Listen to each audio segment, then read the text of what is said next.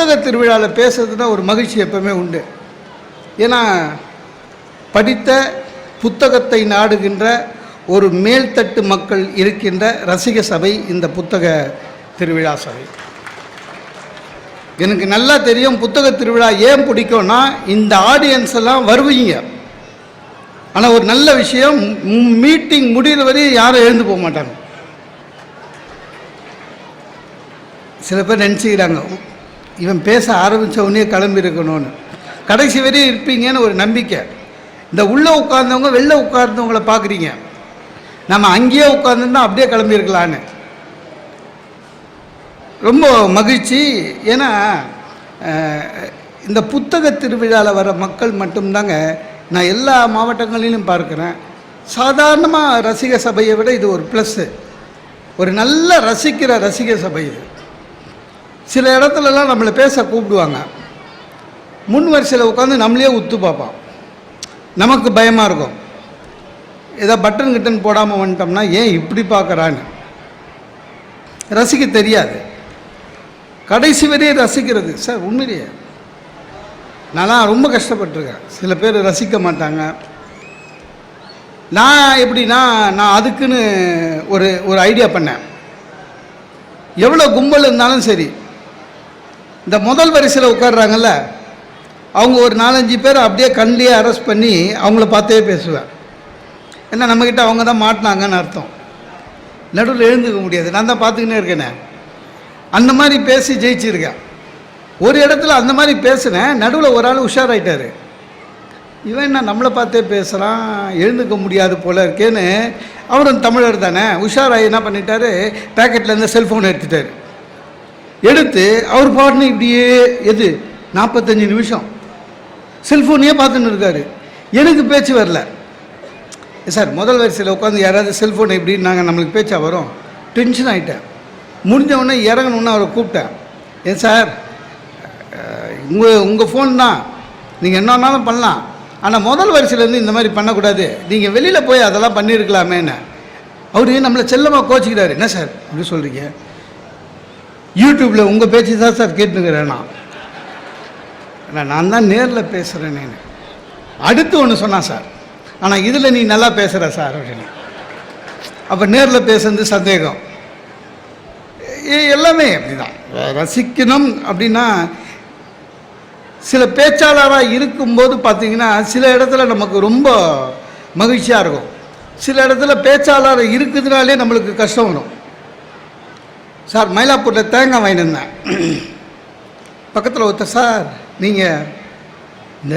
நீங்கள் மோகன சுந்தரமானு கேட்டால் கூட பரவாயில்லைங்க, சில பேருக்கு நம்ம மூஞ்சி ஞாபகம் இருக்கும், யாருன்னு ஞாபகம் வராது. பார்த்த மூஞ்சாக இருக்குது, இவனை எங்கேயோ பார்த்துருக்கமேன்னு. அதை வெளிப்படையாகவும் கேட்க மாட்டான். நம்மக்கிட்ட நின்றுக்கிட்டு, சார் அவர் தானே நீங்கள், அவன் யாரை நினச்சி சொல்கிறான்னு தெரியாது சார், அவர் தானே நீங்கள், அவர் தானே நீங்கன்னுவான். சட்டுன்னு நம்ம ஆமான்னு சொல்லிட்டோம்னா நமக்கு தெரியாது. ஆமான்னு சொல்லிட்டேன்னா வாங்கின அசலை தான் கொடுக்கல, வட்டியாவது திருப்பி கொடுறான்னு ஏதாவது கேட்டான் வச்சுங்க, அவன் யாரையும் நினச்சிக்கிட்டு அது கஷ்டம். இதில் என்னென்னா, நான் தேங்காய் வாங்கிட்டு பக்கத்தில் ஒருத்தர், சார் நீங்கள் பட்டிமன்றத்தில் சிரிப்பா, ஆமாம் சார் நல்லா பேசுகிறீங்க சார், தேங்க்ஸ் சார். சார் உங்களுக்கு மிமிக்ரி தெரியுமாண்ணா? நான் சார் பேச்சே சரியாக வரல, இதில் என்ன மிமிக்ரின்னு. ஏன் சார்ண்ணே? இல்லை சார் எனக்கு மிமிக்ரியும் ரொம்ப பிடிக்கும் சார்ண்ணா. நான் பயந்துட்டேன். ஏன்னா அந்த ஆளுக்கு என்னென்ன பிடிக்குன்னு தெரியாது. அடுத்து நீ கம்பி மேலே நடப்பியா, சிங்கம் வாயில் தலை விடுவியா, இதெல்லாம் கேட்டாங்கன்னா என்னங்க பண்ணுறது? சில இடத்துல நமக்கு மரியாதை கொடுத்தாலே பயமாக இருக்குது. நான் இந்த ட்ரெயினில் போகிற நேரத்தில் பார்த்தீங்கன்னா எந்த ஊருக்கு போனாலும் சரி, ட்ரெயின் வர்றதுக்கு அரை ஹவர் முன்னால் ஸ்டேஷன் போயிடுவேன். அது என்னுடைய கொள்கை. ட்ரெயின் லேட்டாக வந்தால் கூட கவலை இல்லை. ஏன்னா தவற விட்டுட்டோம்னா நம்ம நிகழ்ச்சியெல்லாம் பாழாக போயிடும். ட்ரெயின் வர்றதுக்கு அரை ஹவர் முன்னால் போயிடுவேன். ஒரு நாள் அப்படி தான் ட்ரெயின் வர்றதுக்கு முன்னால் ஸ்டேஷனுக்கு போயிட்டேன். என் ட்ரெயினோட பிளாட்ஃபார்ம் பார்த்துட்டு போகிறேன். உங்களுக்கு தெரியும்ல, ரயில்வே ஸ்டேஷனில் போலீஸ் ஸ்டேஷன் ஒன்று இருக்கும், ரயில்வே போலீஸு. அந்த ஸ்டேஷன் இருக்குது. வெளியில் ஒருத்தர் நின்று இருந்தார் மப்டியில். அவர் எஸ்ஐயா, எனக்கு தெரியாது. ஃபோன் பேச, சார் என்ன சார் அப்படின்னாரு. உங்களை பார்த்துருக்கேன் சார், யூடியூப்பில் பேசுகிறேன். சரிங்க சார், தேங்க்ஸ் சார். எந்த ஊர் அப்படின்னாரு. சென்னை தான் சார், திரும்புகிறேன்னு. எந்த ட்ரெயின் அப்படின்னாரு. ட்ரெயின் பேர் தெரியாமல் சொல்லிட்டேன் சார். அடா அது அரவர் இருக்கே இன்னும் வர்றதுக்கு, வாங்க வாங்க வாங்க, எங்கே ஸ்டேஷன் உள்ள கூப்பிட்றாரு, வாங்க. எனக்கா எங்கே போகக்கூடாது, வாழ்க்கையிலேயே காலை வைக்கக்கூடாதுன்னு நினச்சேன்னா அந்த இடம். வாங்க சார், கவலையே படாதீங்க, நீங்கள் நானும் ஏறாமல் ட்ரெயின் புறப்படாது, எனக்கு அங்கே தான் டியூட்டி, ட்ரெயினில் தான் டியூட்டி, வாங்க அப்படின்னு உள்ளே கூப்பிட்டு போயிட்டான். உள்ளே கூப்பிட்டு போயிட்டு அவர் என்ன பண்ணார் சார், ஒரு பெஞ்சு தான், சேர் கூட இல்லைங்க, ஒரு பெஞ்சில் உட்கார வச்சுட்டு இருங்க யூனிஃபார்ம் போட்டுன்னு வரேன் அப்படின்னு உள்ளே போயிட்டார். பெஞ்சில் பார்க்குறேன், என் பக்கத்தில் ஒருத்தர் உட்காந்துங்கிறான் பையன், லுங்கி கட்டின்னு. என்னை பார்த்து சிரித்தான், நான் அவனை பார்த்து சிரித்தேன். என்ன கேஸுன்னா நான் சொன்னேன், உந்து என்ன கேஸுன்னு. இல்லை சார், தண்டவாளத்தை தாண்டினா பிடிச்சின்னு வந்துட்டானுங்க அப்படின்னா. உந்து என்ன, நான் பிளாட்பாரத்தில் நடந்தம்பா.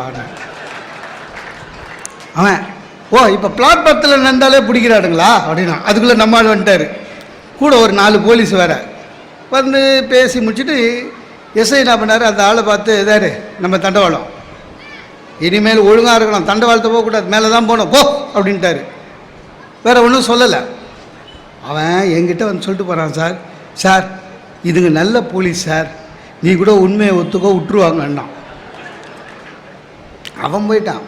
ட்ரெயின் வந்துடுச்சு, எந்த ஏசி கம்பார்ட்மெண்ட்டும் முன்னால் இருக்குது. அந்த எஸ்ஐங்க என் பேக் அவர் எடுத்துக்கினார். 4 போலீஸ் யூனிஃபார்மோட, எஸ்ஐ நான் பிளாட்பாரத்தில் நடக்கிறோம். உங்களுக்கு தெரியும் நினைக்கிறேன், ஏசி கம்பார்ட்மெண்ட் பக்கத்தில் தான் அன்ரிசர்வ்ட் கம்பார்ட்மெண்ட்டு. அந்த ஜன்னல் ஓரத்தில் ஒரு அம்மா என்னை பார்த்துட்டு சொல்லுது, இந்த காலத்தில் எவனையும் நம்ப முடியலன்னு. அவங்க என்ன நினச்சிக்கினாங்க சார், என்னை அரெஸ்ட் பண்ணி கூட்டி போகிறாங்கன்னு. எனக்கு நல்லா தெரியும், அந்த அம்மா அடுத்த நாள் காலையில் தினத்தந்தியை பார்த்துருக்கோம், நம்ம பேர் வருதான்னு. சில இடம் அப்படி தான். ஒரு நம்முடைய அரசாங்கம் புத்தகத்தை அனைவருக்கும் போய் சேர்க்க வேண்டும் என்ற ஒரு நல்ல எண்ணத்திலே மாவட்டந்தோறும் அரசு சேர்ந்து இந்த புத்தக திருவிழாவை நடத்தி கொண்டு வருகிறது.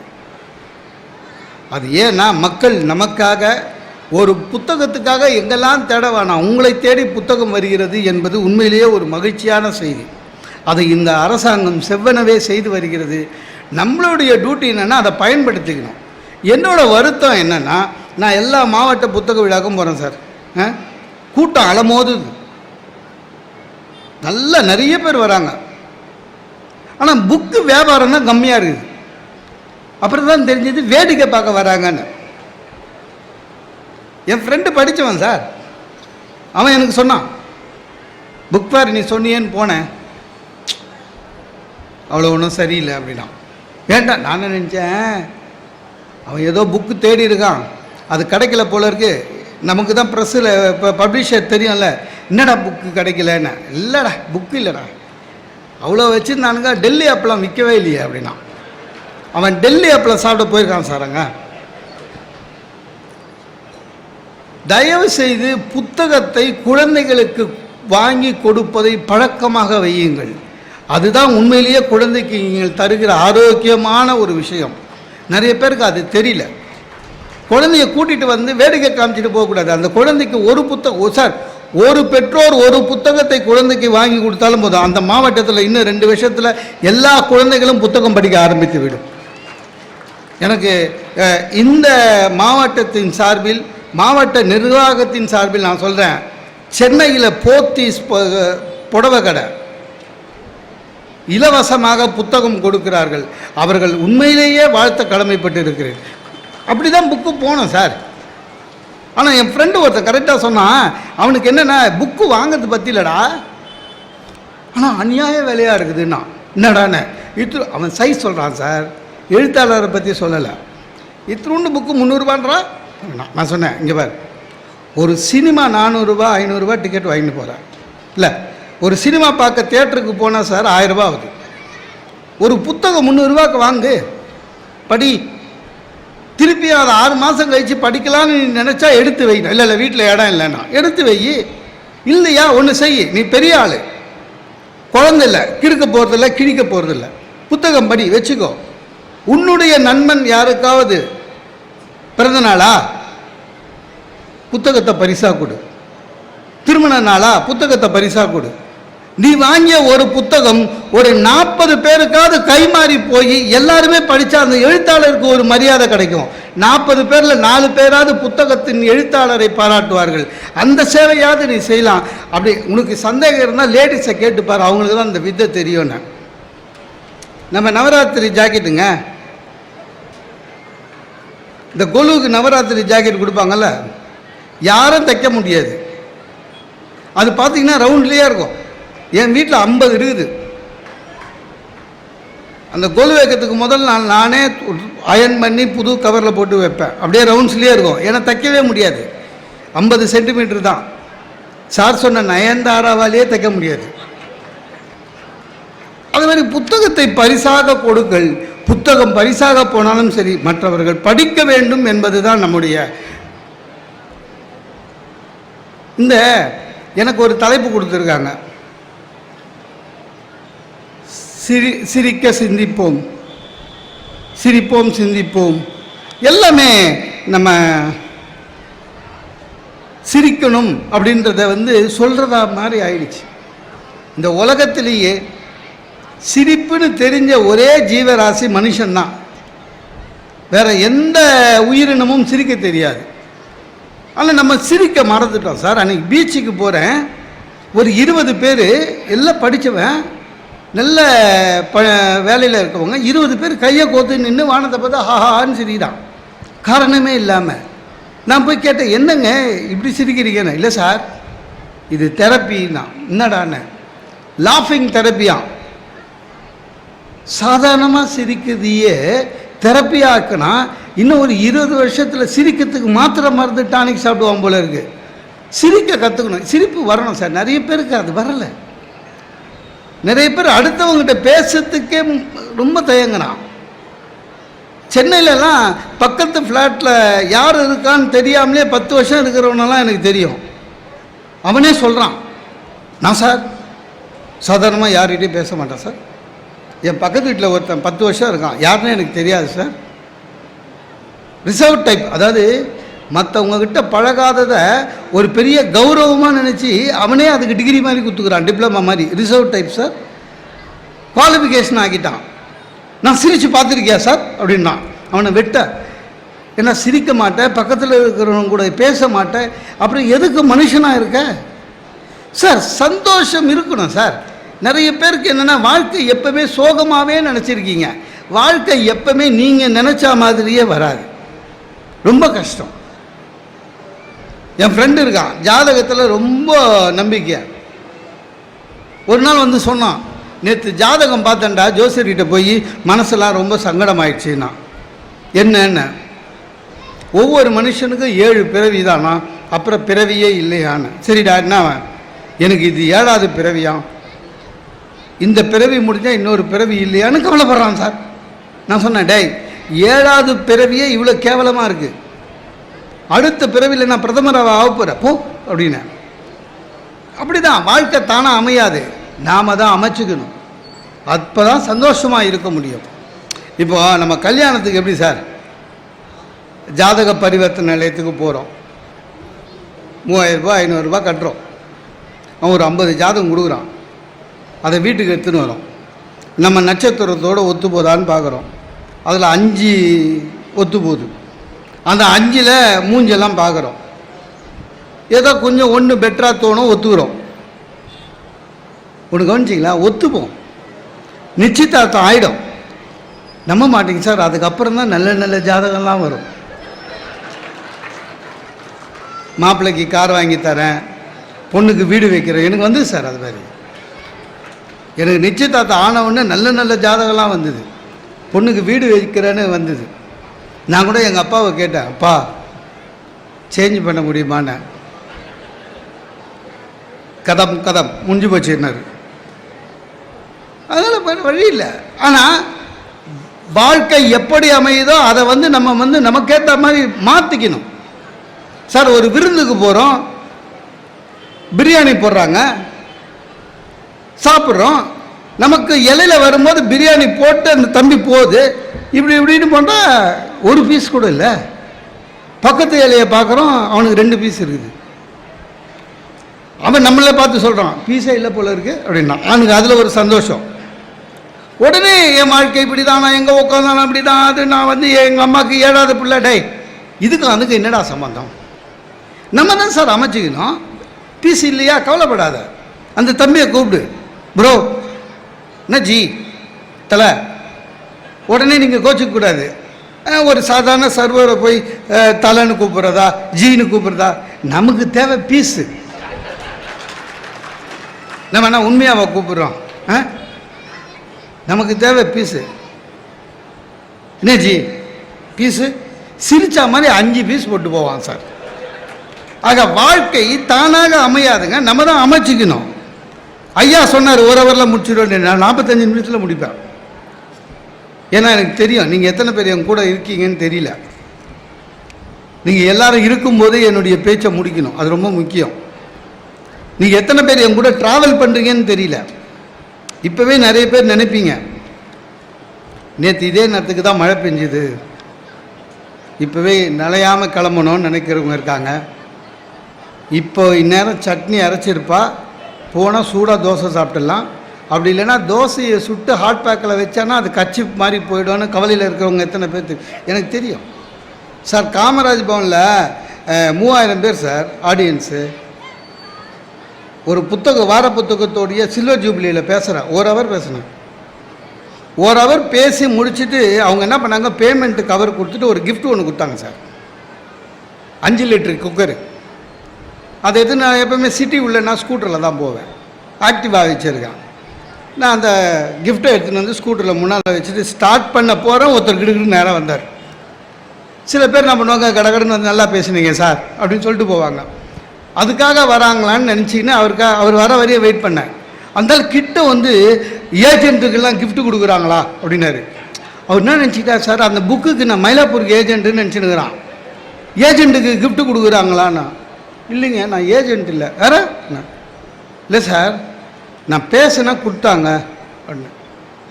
இருந்தாலும் 1 ஹவர் உள்ளே சார். நான் பேசும்போது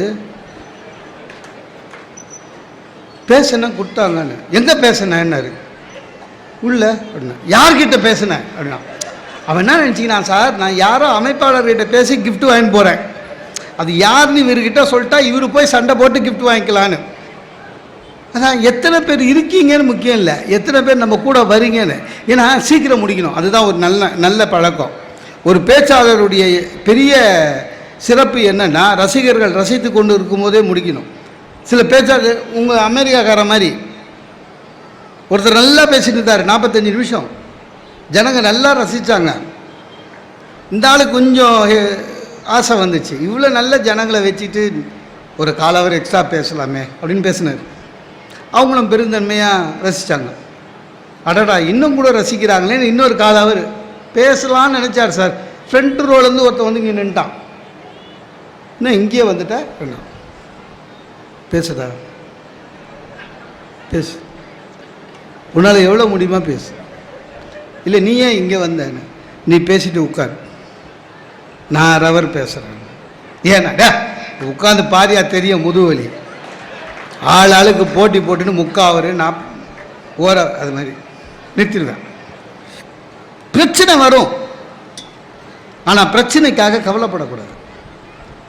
அதை பாசிட்டிவாக நினைக்க ஆரம்பிச்சிட்டாலே உங்களுடைய வாழ்க்கை உண்மையிலேயே சந்தோஷமாக இருக்கும்.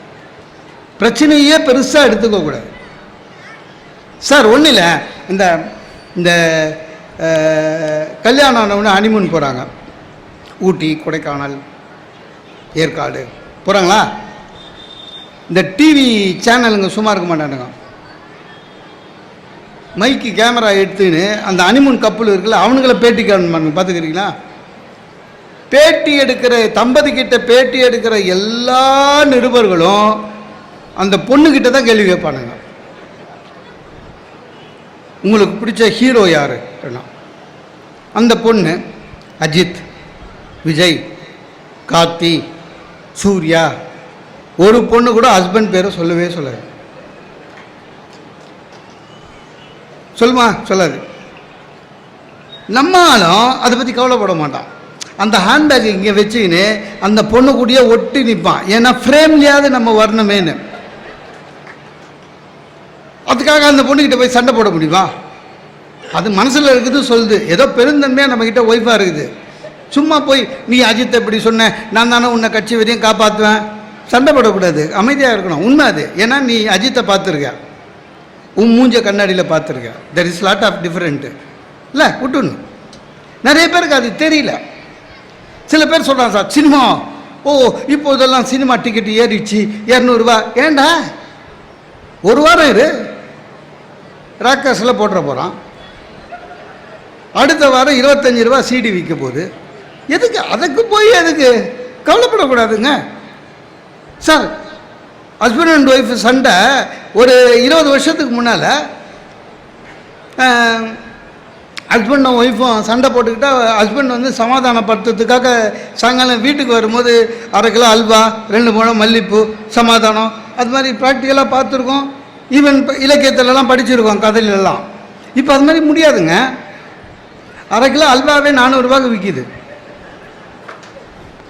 2 முழம் பூவு கிட்டத்தட்ட 100 ரூபா சென்னையில். இவ்வளோ காஸ்ட்லியாக எதுக்கு சமாதானம் ஆகுதுன்னு விட்டுறான். ஆனால் அது சண்டையை வளர்க்கும். புத்திசாலி என்ன பண்ணுவான் தெரியுமா? நேராக வீட்டில் போய் ஜன்னலெல்லாம் சதிட்டு படார்னு காலில் விழுவான். முடிஞ்சு போச்சு. 10 பைசா செலவு கிடையாது சார். எல்லாமே அப்படி தான். எதுவாக இருந்தாலும் சரி, நம்ம என்ன பாசிட்டிவாக. நிறைய பேரோட பிரச்சனை என்ன தெரியுமா? மனைவி மரியாதை தரல சார், என் ஒய்ஃபு வீட்டில் மதிக்கவே மாட்டேங்குதே. கணவன் மனைவி உறவுலாம் வந்து அதிலெல்லாம் நீ ஐஎஸ்ஓ பார்க்கக்கூடாது. 901 9001 ஒய்ஃப்னா அப்படி தான் புரிஞ்சுக்கணும். நம்மளுக்கு மரியாதையே கொடுக்க மாட்டாங்கன்றதில் தெளிவாக இருக்கணும். தெளிவு வந்துடுச்சுன்னா உங்களுக்கு எதாவது குடும்ப கஷ்டம் வருமா சார்? சார் எங்கள் வீட்டில் டேங்க் கிளீனிங் ஞாயிற்றுக்கிழமை எப்போது ஒரு வாட்டி நான் தான் பண்ணுவேன். டேங்க் கிளீனிங் பண்ணுறதுக்காக மேலே போனேன், ப்ளீச்சிங் பவுடர் எடுத்துக்கினேன். டேங்க் கிளீனிங்க்கு என்ன ட்ரெஸ் சார் போட்டு போவாங்க? மேலே இருக்கிற டேங்கை க்ளீன் பண்ணுறதுக்கு என்ன ட்ரெஸ்ஸு போட்டு போவாங்க? ஒரு ஷார்ட்ஸு, ஒரு டிஷர்ட்டு. கேவலமாக போயிட்டு ஃபுல்லாக க்ளீன் பண்ணிவிட்டு இறங்குறேன். எனக்கே தெரியுது ப்ளீச்சிங் பவுடர் நாத்தம். அப்போ தான் என் ஒய்ஃபு ஃப்ரெண்ட்ஸு அவங்க எல்லாம் இந்த இது கம்ப்யூட்டர் கம்பெனி ஃப்ரெண்ட்ஸு 4 பேர் வந்து உட்காருது. என் ஒய்ஃபுக்கு என்னை பார்த்தோன்னே பக்குன்னு ஆயிடுச்சு. என்னை இன்ட்ரடியூஸ் பண்ணணும், என்ன பண்ணுறதுன்னு அவன் முழிக்கிறா. அந்த ஃப்ரெண்ட்ஸு நான் உள்ளே வந்தோடனே எனக்கே தெரியுது, உள்ளே ஃபுல்லாக ஹால் ஃபுல்லாக ப்ளீச்சிங் பவுடர் வாசனை. என் ஒய்ஃபு சொல்கிறாங்க ஃப்ரெண்ட்ஸுக்கிட்ட, this is my husband, sometimes she looks buffoon அப்படின்றான். சார் அதுக்காக டேங்க் கிளீனிங் கோட் சூட்டாக போட்டு போக முடியும்? நம்மளை பஃபூன்னு சொல்லிட்டான் விடு. எல்லாமே அப்படி தான். சில பேர் ஒய்ஃப் ஆஃபீஸுக்கும் போனோம். சில பேர் அநியாயங்க, எதிர்பார்ப்பே தமாஷா இருக்குது. நான் பார்க்குறேனே, இந்த பெண் உங்களுக்கு கல்யாண பெண் எப்படி வேண்டும் அப்படின்னா, சில பேர் கூச்சமே இல்லாமல் சொல்கிறான், படித்த அழகான கை நிறைய சம்பளம் வாங்குகிற அடக்கமான பெண் வேண்டும்னு கேட்போம். பார்த்தீங்களா? டேய் அந்த காம்போவில் அடக்கம் எப்படி வரும்? இல்லை, வெறும் அடக்கம்னு விடு. படித்த அழகான வேலைக்கு போய் கை நிறைய சம்பாதிக்கிற அடக்கமான பெண், அந்த காம்போவில் வராது.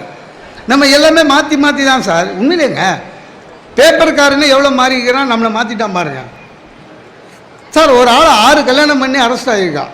6வது கல்யாணம் போது அரெஸ்ட் பண்ணிட்டாங்க. அதாவது 6 பொண்ணு வாழ்க்கையை நாசம் பண்ணிட்டான். இல்லை, அவனை போடும்போது என்னங்க போடணும் பேப்பரில்? திருட்டு பைய, களவாணி பைய, மோசக்காரன், நாசக்காரன், அப்படி தானே சார் போடணும். ஆனால் பேப்பரில் பார்த்தீங்கன்னா காதல் மன்னன் கைது அப்படின்னு போடுறான். நமக்கு என்னன்னா, இவன் அவனை திட்டுறானா இல்லை நம்மளெல்லாம் மன்னன் ஆபத்துக்கு மோட்டிவேட் பண்ணுறானா? அப்படியா போடுறது? எல்லாமே அப்படி தான். அதாவது இப்போ மனைவி வந்து சம்பளம் கொடுக்குறாங்கன்னா சில விஷயம் நம்மளுக்கு அட்ஜஸ்ட் பண்ணிட்டு தான் போகணும். இப்போ என்னோடய ஒய்ஃபு வேலை செய்கிறாங்க சார், நான் எவ்வளோ சம்பளம் வாங்குகிறோமோ அவ்வளோ சம்பளம் வாங்குகிறாங்க. ஆனால் என்ன ஒன்று, திடீர்னு குண்டு தூக்கி போடுவான். திடீர்னு காலையில் நம்ம ஆஃபீஸுக்கு கிளம்பும்போது என்னை என் ஆஃபீஸில் ட்ராப் பண்ணிவிடுங்கன்னுவான். எரிச்சலாக இருக்கும். ஏன்னா நம்ம மைண்ட் செட்டப் வேறு அன்றைக்கி காலையில். அதுவும் இல்லாமல் அவங்க ஆஃபீஸு வீட்டிலேருந்து இந்த பக்கம் 5 கிலோமீட்ரு, என் ஆஃபீஸு வீட்டிலேருந்து இந்த பக்கம் 5 கிலோமீட்ரு. அவளை விட்டுட்டு நான் போகணும். வேறு வழி இல்லை. ஒன்றாந்தேதினா நம்ம அவங்க சம்பளத்தை வாங்கி வைக்கிறோம் செலவுக்கு, அட்ஜஸ்ட் பண்ணிக்கணும். வாமா அப்படின்னு. இல்லை என்ன பிரச்சனைனா, அவங்க ஆஃபீஸ் பார்த்திங்கன்னா மெயின் கேட்லேருந்து டைம் ஆஃபீஸே 1 கிலோமீட்டருக்கு மேலே இருக்கும். உள்ள எம்என்சி கம்பெனி. அன்றைக்கி 8 போய் உள்ளே விட்றேன். ஒரு 30 வயசு பையன் சார். அவனுக்கு கல்யாணம் ஆச்சோ இல்லையோ தெரில. என் ஒய்ஃபு சொல்கிறா, இவர் தான் எங்கள் டீம் மேனேஜரு, குட் மார்னிங் சொல்லுங்கன்றான். யாருக்கு? அவனுக்கு. நான் ஏன் குட் மார்னிங் சொல்லணும்? நான் என் ஆஃபீஸில் ஜென்ரல் மேனேஜருங்க. எல்லாருமே எனக்கு குட் மார்னிங் சொல்லுவானுங்க. நான் 30 வயசு பையனுக்கு நான் போய் ஏன் குட் மார்னிங் சொல்கிறேன்? டீம் மெம்பர் ஏடா, டீம் லீடர்னு அவன் என்ன தோனியா? அவன் அதை விட இன்னும் மோசம்னா, அவன் என்னை பார்த்து சொல்கிறான், என்ன மிஸ்டர் மோகன் சுந்தரம் வேலைக்கு போலியா அப்படின்றான். ஏதோ பையன் குழந்தைங்கள பார்த்து நீ ஸ்கூலுக்கு போலியான்னு கேட்குற மாதிரி. ஒரே நிமிஷம் கோபம் வந்தது.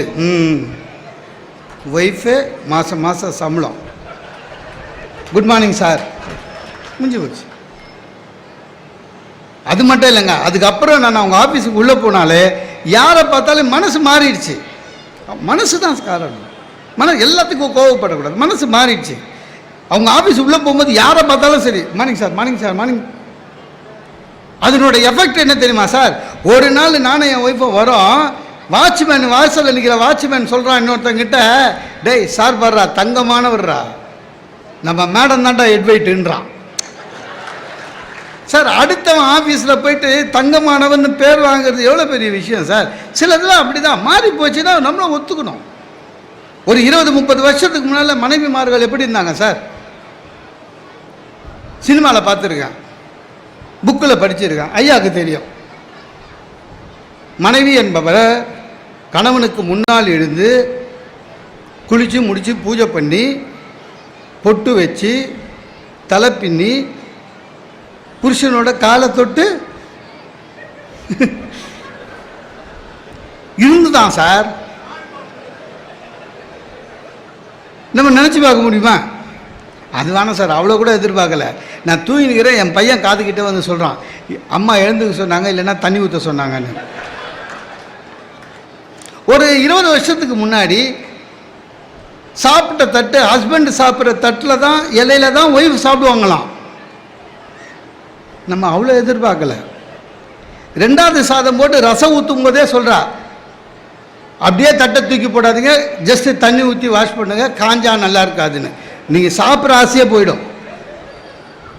எல்லாமே அப்படி தான், எல்லாம் அட்ஜஸ்ட் பண்ணிட்டு போகணும். சில வாட்டி அவங்க சொல்கிறதெல்லாம் கஷ்டமாக தான் இருக்கும்.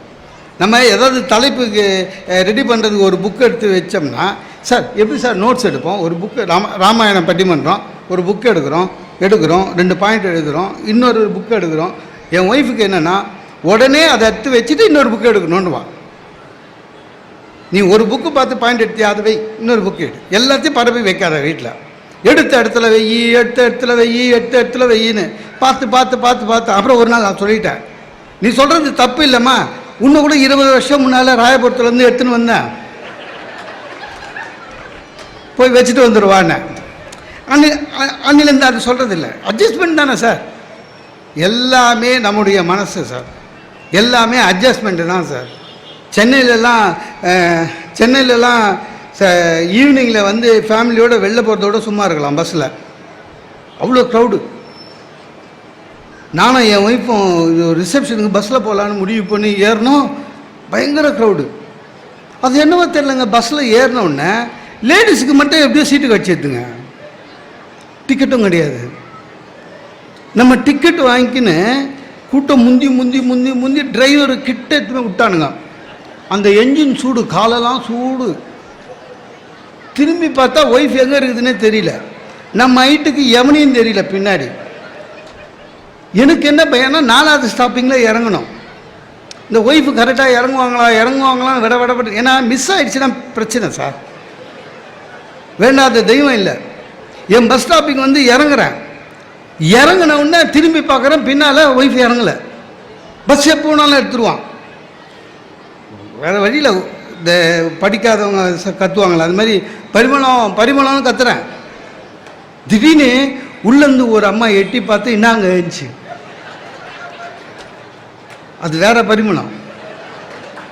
அந்த பரிமளத்துக்கு பாருங்கள், அவங்க ஹஸ்பண்டு குரலும் என் குரலுக்கும் வித்தியாசம் தெரியல. இன்னாங்க இருந்துச்சு. ஆக்சுவலாக நம்ம பரிமளத்தை விட அது பெட்டராக இருந்தது.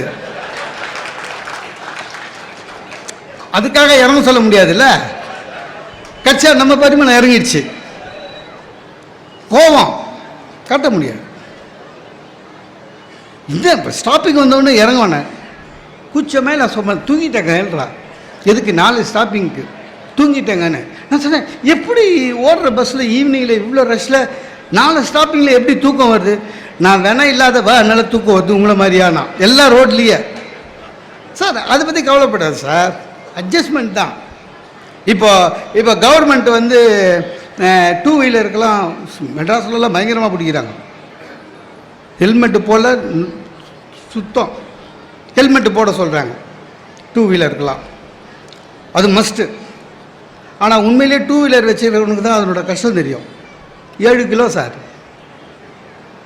நம்ம தலையே 3 கிலோ வெயிட் தான். அதை போட்டால் பக்கத்தில் லாரி வந்தாலும் வந்து லாரி பயமாக இருக்குது. இந்த 2 வீலரில் மட்டும் ரிவர் மிரர்லாம் சும்மா தெரியல, கார் மாதிரி கிடையாது. நம்ம எங்கேயாவது பார்க்கிங்கில் நிறுத்தியிருந்தால் எவனாவது சொதப்பி விட்டு போயிருப்பான். நம்ம ஓட்டும் போது தான் அது ஒயினும், பின்னால் வர வண்டியெல்லாம் தெரியாது. ரொம்ப கஷ்டம், ப்ராக்டிக்கலாக கஷ்டம். கவர்மெண்ட்டு கண்டிஷனாக சொன்னவொன்னே வேறு வழி இல்லை. எப்பவுமே ஒரு பிரச்சனை வரும் வாழ்க்கையில் சார். ஒன்று பூட்டு செய்கிற கம்பெனி தான் உங்களுக்கு 3 சாவியும் கூட சேர்த்து தருது, ஞாபகம் வச்சுக்கிறேன். பிரச்சனை வரும், அதுக்கு தீர்வு கண்டிப்பாக 3 தீர்வாவது இருக்கும். அதை யோசிக்கணுமே தவிர பிரச்சனையை பார்த்து பயந்துடக்கூடாது. ஹெல்மெட்டு போடுறதுன்றது பிரச்சனை 2 வீலர் காரனுக்கு. ஆனால் அதில் எவ்வளோ நன்மை இருக்குன்னு பாருங்கள். சாதாரணமாக பின்னால் ஏறி உட்காந்து உங்கள் அம்மா சரியில்லை, உங்கள் தங்கச்சி சரியில்லை, உங்கள் தொண ஒன்றும் கேட்காது.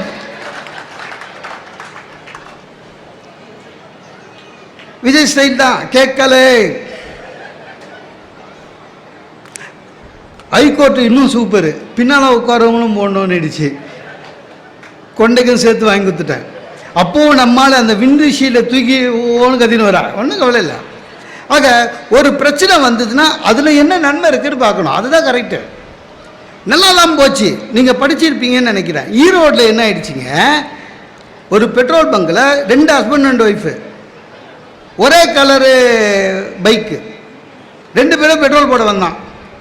இந்த ஒய்ஃபு 2 இறங்கி நின்றுது. பெட்ரோல் போட்டு வரும்போது ஒரு ஒய்ஃபு வேற ஒருத்த வண்டியில் ஏறி உட்காந்துடுச்சு. இப்போ தெரியுதா ஒய்ஃபெல்லாம் ஹஸ்பண்டை எப்படி ஐடென்டிஃபை பண்ணுறாங்கன்னு? பைக்கு கலர் வச்சு ஏறி உட்காந்துச்சு. அவனும் ஸ்டார்ட் பண்ணிட்டான். கொஞ்சம் தூரம் போனோன்னே என்னங்க இந்த வழியில் போகிறீங்கன்னு குரல் கேட்குது. அவன் குரல் நல்லா இருக்குது, நம்ம ஒய்ஃப் இல்லையேன்னு திரும்பி பார்த்தான். மூஞ்சி நல்லா இருக்குது, நம்ம ஹஸ்பண்ட் இல்லையேன்னு இறங்கிடுச்சு. அதுக்கப்புறம் அவனை ஃபோன் பண்ணி வர வச்சு 2 பேரும் நட் ரோட்டில் ஒய்ஃபை எக்ஸ்சேஞ்ச் பண்ணின்னு போயிட்டானுங்க. பிரச்சனை வரும். இப்போ நான் பார்த்தீங்கன்னா என் ஹெல்மெட் பின்னால் என் ஃபோட்டோவே வச்சுருக்கேன், ஏப்போ சைஸு, ஒன்றும் மாறாது சார். எல்லாமேங்க நம்மக்கிட்ட இருக்குங்க. எந்த பிரச்சனையாக இருந்தாலும் நம்மக்கிட்ட இருக்குது. அது ஒன்றும் இல்லை. நான் ஒரு 3 வருஷத்துக்கு முன்னால் டெல்லிக்கு போனேன். ஒய்ஃபு நான் பையன் போயிட்டோம். அங்கே வந்தாங்க, பெரிய ஹோட்டலுக்கு போனால் புக் பண்ணியிருந்தோம். ஹோட்டலுக்கு போனோம். இல்லை என்னென்னா ஹோட்டலுக்கு போய்ங்க, நம்ம மனுஷ மூளை இருக்குல்ல, ரொம்ப வித்தியாசமானது. நீங்கள் எவ்வளவோ படிக்கிறீங்க, படிக்கிறது எல்லாமே எப்போவுமே ஞாபகத்தில் இருக்காது. ஆனால் எப்போ உங்களுக்கு ஞாபகப்படுத்தணும்னு மூளைக்கு தெரியும். ஒரு புத்தக விழாவில் உள்ளே வந்தோமா டக்குன்னு மூளை சொல்லும், ஜெயகாந்தன் கதை தேடி இந்தியா ரொம்ப நாளாக போய் தேடு போ சொல்லும். அந்த மாதிரி நான் அந்த ஹோட்டலுக்கு போனவொன்னே தான் எப்போ படித்தது ஞாபகத்தில் வந்தது. என்ன, வெளியூரில் போய் ஹோட்டலில் தங்கும்போது எச்சரிக்கையாக இருக்கவும்.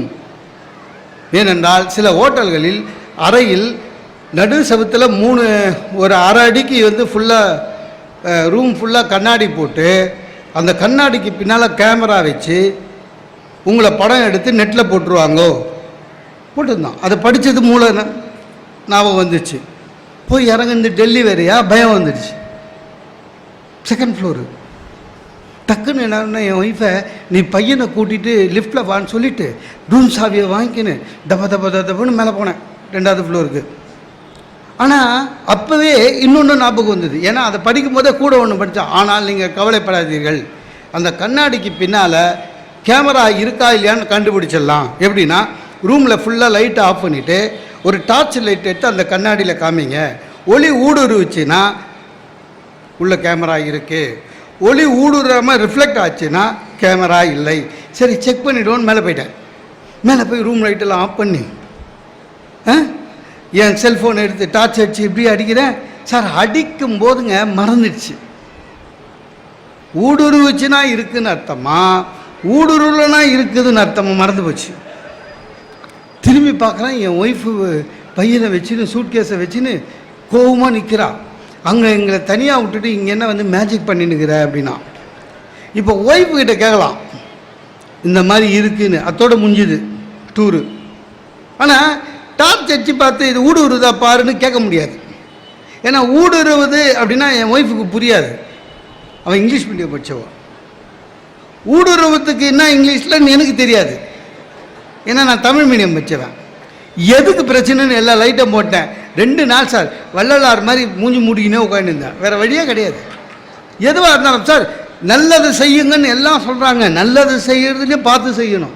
ஐயா ஒன்றும் அற்புதமாக சொன்னாங்க, நன்றாற்றல் உள்ளும், இல்லைன்னா டெய்லி 10 அரைக்கு 10 ரூபா கொடுக்குற மாதிரி தான் நன்றாற்றல் உள்ளும். எனக்கு தெரியுங்க, நம்ம ஆளுங்க எல்லாரும் பாருங்கள் இப்போ யாருமே பேங்க்குக்கு போகிறதில்ல, எல்லாம் ஏடிஎம்லேயும் டிரான்சாக்ஷன்லேயும் கம்ப்யூட்டர்லேயும் முடிச்சிடுறோம். பேங்க்குக்கு போகிறோம் நான் பாருங்கள் கூச்சமே இல்லாமங்க செல்ஃபோன் எடுத்து போகிறான், சார்ஜர் எடுத்து போகிறான், ஹெட்ஃபோன் எடுத்து போகிறான், எல்லாம் எடுத்து போகிறான், பேனா மட்டும் எடுத்துன்னு வர மாட்டான்.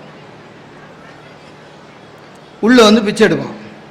நம்ம ஆளுங்க பிச்சைன்னு முடிவு பண்ணிட்டான்னா only in English. Excuse me pen please கொடுத்தா திருப்பி கொடுக்க மாட்டான். ஏன் நிறைய பேனா அது மாதிரி தொலைச்சிருக்கேன். கோவம் வந்து என்ன பண்ணேன், கொஞ்ச நாள் என்ன பண்ணேன், பேனா வந்ததுன்னு எவனாவது கேட்டான் வச்சுக்கலாம் மூடியை கட்டிட்டு கொடுப்பேன். அவ்வளோ கேவலமாக பார்ப்பானுங்க சார் நம்மக்கிட்ட. அதாவது அவங்க பேனா இல்லாமல் வர்றது தப்பு இல்லையா, இந்த மூடியை கட்டிட்டு கொடுக்குது அவனுக்கு அவ்வளோ டென்ஷன் ஆகிடுவானுங்க. நம்பாமலையா அப்படின்னு அப்படி கொடுத்து பார்த்தேன், நம்ப மாட்டீங்க சார், இதுவரையும் என்கிட்ட 21 பேனா மூடி இருக்குது, தூக்கி போட்டு போட்டானுங்க. நல்லது செய்யணுன்னா கஷ்டம். இந்த இது செங்கல்பட்டு மதுராந்தத்துக்கு நடுவில் ஒரு ஆதரவற்ற முதியோர் இல்லம் இருக்குது. உண்மையிலே அவங்களுக்கு இந்த இது இல்லை, பணம் கொடுத்து சீனியர் அது இல்லை, உண்மையிலே ஆதரவு இல்லை, குழந்தை குட்டி எதுவுமே இல்லாமல் சீனியர் சிட்டிசன்ஸ் எல்லாம் எபோவ் 65, ஒரு 125 பேர் இருக்காங்க அங்கே. ஒருத்தர் நடத்திட்டு இருக்காரு.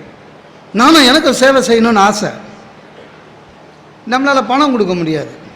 அதனால் நான் என்ன பண்ணுவேன், எனக்கு கூட்டம் இல்லாத ஞாயிற்றுக்கிழமை ஏதாவது நானே என் சொந்த காசில் பெட்ரோல் போட்டுட்டு அங்கே போய் பணம் வாங்காமல் ஒரு ஹவர் அவங்கக்கிட்ட சிரிப்பாக பேசிட்டு வருவேன். அவங்களுக்கு ஒரு திருப்தி. நம்ப மாட்டீங்க, கொரோனா காலத்தில் இ பாஸ் வாங்கி கூட போயிருக்கேன் அந்த இடத்துக்கு. நல்ல என்னால் முடிஞ்ச சேவை, அவ்வளோதான். ஆனால் இப்போ போகிறதில்ல. ஏன்னா ஒரு வருஷத்துக்கு முன்னாடி போனேன், கொரோனாலாம் முடிஞ்ச பிறகு பேசினேன், சிரித்தாங்க. ஒரு பெரியவர் மட்டும் இப்படி இப்படின்னாரு, போனேன், தலையில் கை வச்சார், ஆசீர்வாதம், நன்றிங்க ஐயாண்ணே. தம்பி நீ வந்து பேசுறது ரொம்ப திருப்தியாக இருக்குது தம்பி, நீ வர நாள்லாம் எங்களுக்கு உண்மையிலே சந்தோஷம், நீ பேசிட்டு போயிடுவியா, அதுக்கப்புறம் நீ பேசுனது என்ன அப்படின்னு அதை பற்றி நாங்கள் ஒரு பாதி நாள் பேசிட்டுப்போம், ரொம்ப சந்தோஷமாக இருக்குது தம்பி அப்படின்னாரு. ரொம்ப நன்றிங்க ஐயாண்ணே. ஆனால் நீ உங்கள்கிட்ட ஒரு கெட்ட பழக்கம் தம்பின்னாரு. என்னங்க ஐயாண்ணே, நீ வந்து உனக்கு எனக்கு தோணுதோ அன்றைக்கி தான் வர, அதனால் அப்படின்னா பேசாமல் நீ எங்களுடைய தங்கிடு சார். ஆதரவற்ற முதியோர் இல்லம் சார், என்னுடைய தங்கிடு, நம்ம எல்லாம் ஒன்றா இருக்கலான்னாரு. அப்புறம் அந்த அமைப்பாளர்கிட்ட சொல்லிட்டேன், சார் ஒன்றும் இல்லை சார், இனிமேல் இந்த பக்கம் வரமாட்டேன், மாதம் மாதம் ஏதாவது காசாவது கொடுத்துறேன்னு. நம்மளோட பெரிய பிரச்சனை என்ன தெரியுமா, எதையுமே பாசிட்டிவாக எடுக்கிறதில்ல. ஒன்று, பிரச்சனை நம்மக்கிட்ட இருக்கா இல்லையானும் செக் பண்ண மாட்டோம், நம்ம ரொம்ப க்ளீன் அப்படின்னு நினச்சின்னு இருக்கோம். உண்மையிலே பிரச்சனை நம்மக்கிட்ட இருக்கான்றதை முதல்ல செக் பண்ணணும் சார். ஒரு புறா கூடு கட்டுச்சு, கூடு கட்டிட்டு என்ன பண்ணிச்சு, போயிட்டு வந்து திருப்பியும் கூட்டுக்குள்ளே வருது, நாத்தடிக்குது கூடு, அந்த ஸ்மெல்லு தாங்கலை. உள்ளே போன உடனே, கூட்டுக்குள்ளே போன உடனே அந்த புறா டென்ஷன் ஆகிடுச்சு. சரின்னு வேற ஒரு மரத்தில் பெரிய கூடாக கட்டுச்சு. அந்த கூடு கட்டி முடித்தோடனே திருப்பியும் போய் உட்காருது, நாத்தடிக்குது. ரொம்ப கஷ்டமாக இருந்தது. 3 கூடு கட்டி பிரிச்சிடுச்சு. அப்புறம் அந்த அந்த அது அது அந்த புறா பக்கத்தில் இருக்கிற சீனியர் மோஸ்ட் புறா கிட்ட போச்சு, என்னன்னு தெரியல, நான் கூடு கட்டுற வரையும் ஒன்றும் இல்லை, அப்புறம் போய் உட்கார்ந்தா நாத்தடிக்குது.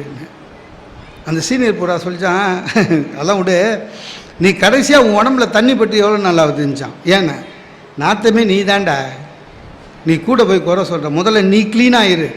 அதை பிரச்சனைன்னு வாங்கும்போது சார், பிரச்சனை நம்மக்கிட்ட இருக்குது, அதை தீர்த்துட்டோம்னாலே பரவாயில்ல, ஒன்றும் பிரச்சனை இல்லை சார்.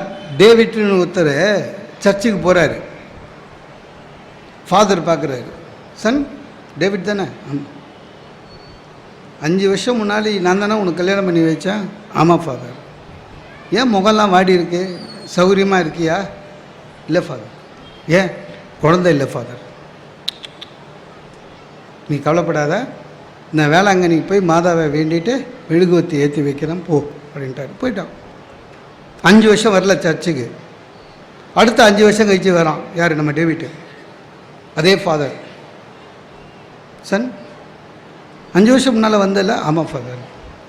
முகம் இன்னும் சோர்வாக இருக்கே, குழந்தை பிறக்கலையா? அதையும் கேட்குறீங்க ஃபாதர். நீங்கள் மெழுகுவத்தி ஏற்றி வச்சிங்கல்ல, அந்த வருஷமே 2 குழந்தை பிறந்தது, அப்புறம் அடுத்த வருஷமும் 2 குழந்தை பிறந்தது, அப்புறம் அதுக்கு அடுத்த வருஷமும் 2 குழந்தை பிறந்தது, போன வருஷம் ஒத்த குழந்தை, இப்போ 8 மாதம். ஃபாதர் அப்படியே பார்த்தாரு.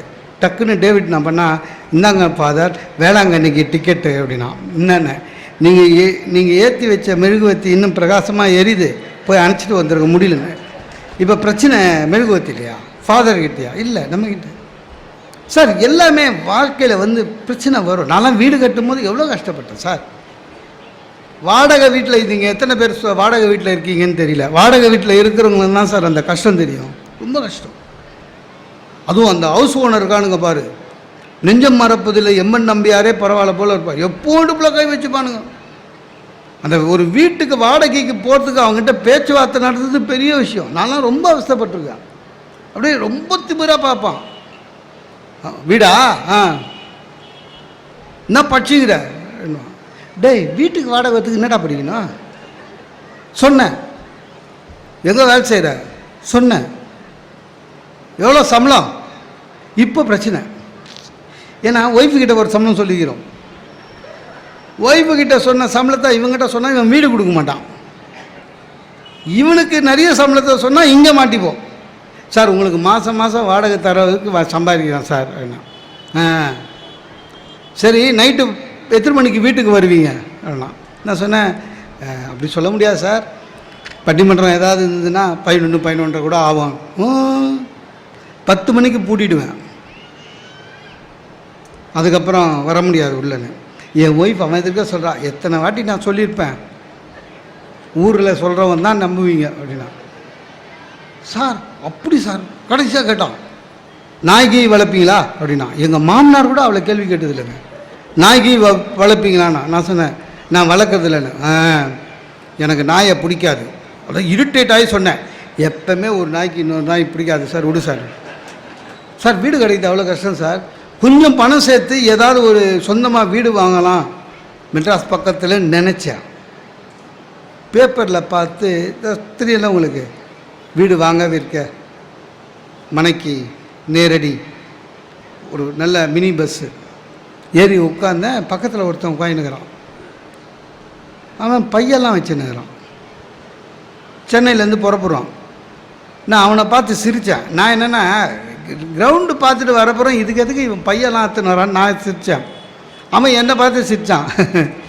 என்ன மனை பார்க்க போகிறீங்களா? ஆமாம். என்னை பார்த்தா சிரிப்பாக இருக்கா? இல்லை சார், மனை தானே பார்க்க போகிறேன், எதுக்கு பையெல்லாம் எடுத்துன்னு வந்தீங்க? நீங்கள் வேறங்க சென்னைக்கு அருகில்னு சொன்னாங்களா அப்படின்னா. ஆமாம். இந்த வண்டி நேராக விக்கிரவாண்டிக்கு போவோம். என் சொந்த ஊர் விழுப்புரம். நான் வாரம் சனிக்கிழமை என்ன பண்ணுவேன், இந்த வண்டியில் ஏறிடுவேன். விக்கிரவாண்டியில் இறங்கி அங்கேருந்து ஷேர் ஆட்டோவில் போயிடுவேன். திருப்பி ஞாயிற்றுக்கிழமை சாயங்காலம் விக்கிரவாண்டிக்கு வந்துடுவேன். இந்த மாதிரி பஸ் ஒன்று வர அதில் வந்துடுவேன் மெட்ராஸ்க்கு. நீ புதுசுன்னு நினைக்கிறேன் அப்படின்னு சிரித்தான். சார் உண்மையிலே சார், அவர் அது வேறு சொன்னான், போகிற வழியில் கும்பகோணம் டிகிரி காப்பி ஒன்று வாங்கி கொடுப்பாங்க ஃப்ரீயாக அப்படின்னா. அதே மாதிரி டிகிரி காப்பி வாங்கி கொடுத்தான். விக்கிரவாண்டி கிட்ட எடுத்துகிட்டு வந்து லேண்டு காமிச்சான். எனக்கு அன்னி தான் தெரிஞ்சுது விக்கிரவாண்டி மிக அருகில் சென்னைக்குன்னு. சரி, இந்த தொல்லை எதுக்குன்றதுக்காக என்ன பண்ணேன், சொந்தமாக வீடு வாங்கியாவது கட்டிடலாம் சென்னைக்கு பக்கத்தில். திருப்பி பொய்ச்சலூர்னு ஒரு இடத்துல கிடச்சிது, மீனம்பாக்கம் பின்னாடி. வாங்கிட்டேன். வீடு கட்டணும் சார். நம்ம வசதிக்கு வீடு நான் எல்என்டியா கொடுக்க முடியும். நமக்குன்னு ஒருத்த மாட்டினான், பில்டிங் கான்ட்ராக்டர். ஒன்றும் இல்லை, மேஸ்திரி சார். அவர் கார்டு பில்டிங் கான்ட்ராக்டர்னு காமிச்சிருக்காரு. அதாவது நீங்கள் எது சொன்னாலும் முடியாதுன்னு வாப்பில். எனக்கு என்ன ஆசைன்னா ground floor, first floor, second floor. ஏன் ஆசை, கட்டுறது ஒரு வாட்டி கட்ட போகிறோம். அங்கே இருக்கிற எம்எம்டிஏ சிஎம்டிஏ கிட்டே போய் கேட்டேன். அவங்க ஒன்லி கிரவுண்ட் ஃப்ளோர். ஏங்க என்ன இது பிளேன் இறங்குற இடம், அப்ரூவ்டு கிடையாதுன்னு. அப்புறம் அவங்ககிட்ட கேட்டேன், இல்லை சார் மீதி கட்டினா என்ன பண்ணுவீங்கன்னா. நான் எதுக்கு கேட்டேன்னா, மீதி கட்டினா ஃபைன் மட்டும் போட்டாக்கா கட்டி தொலைச்சிடலான்னு. இடிச்சிடுவோண்ணா, இன்னும் கட்டவே இல்லை. மீதி கட்டினா இடிச்சிடுவோண்ணா. ரொம்ப நன்றிங்க. என்ன கிரவுண்ட் ஃப்ளோர் வரையும் நம்ம கான்ட்ராக்டரு எது சொல்லுங்கள் சார், வீடு 25 வருஷம் நிற்கணுமா இல்லை உட்காந்துடணுமா, அப்படி தான் பேசுவான். அப்புறம் ஏதோ வீடு கட்டினான். 10 அடியில் தண்ணி வரோன்னு என்கிட்ட வித்தானுங்க. இவன் தோண்டிக்கினே போகிறான். நான் சொன்னேன், 10 அடியில் தண்ணி 10 அடியில் தண்ணி வரோன்றது நீங்கள் ஃபோன் பண்ணால் தண்ணி லாரி, இங்கே தண்ணி வராது, பூமி உள்ளே போயிடுச்சுன்னா. அப்புறம் போட்டான். அதுக்கப்புறம் பெயிண்ட்ரு, வீட்டுக்கு பச்சை பெயிண்ட் அடிக்கலான்னு இருக்கேன்னா. நான் சொன்னேன், என்னங்க பச்சை பெயிண்ட் அடிக்கிறீங்கன்னு. ஒன்றும் இல்லை, அவன் லாஸ்ட்டாக ஏதோ வீட்டுக்கு அடிச்சிருக்கான் சார், மீதி பெயிண்ட்டை என் வீட்டில் அடிச்சுட்டு போகலான்னு. நான் சொன்னேன், பச்சை இல்லை சார், கிரே வேணும்னு. என் ஒய்ஃப்கிட்ட சொல்கிறான், சாருக்கு கலர் காம்பினேஷனே தெரியல. ஒன்று யார்கிட்ட, அவகிட்ட.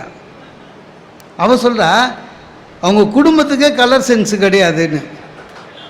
அவங்க இஷ்டமாக ஒரு வீடு கட்டினானுங்க என் வீட்டை. சும்மா இருந்திருக்கலாம்.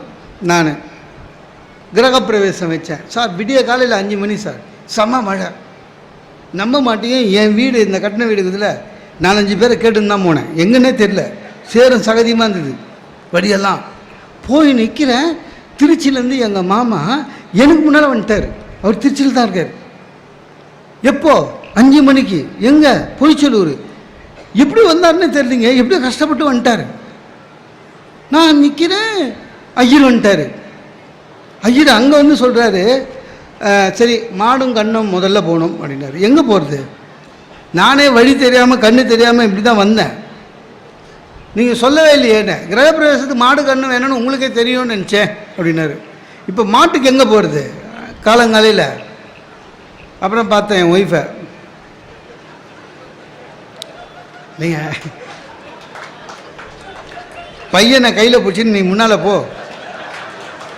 இல்லைங்க, தப்பாக நினைக்காதீங்க. நீங்கள் அவர் என்ன சொல்கிறாருன்னா, மாடுன்னு நம்ம சொல்லக்கூடாதுங்க, அது மகாலட்சுமி. மகாலட்சுமி கண்ணோடு உள்ளே போனால் குடும்பத்துக்கு நல்லது.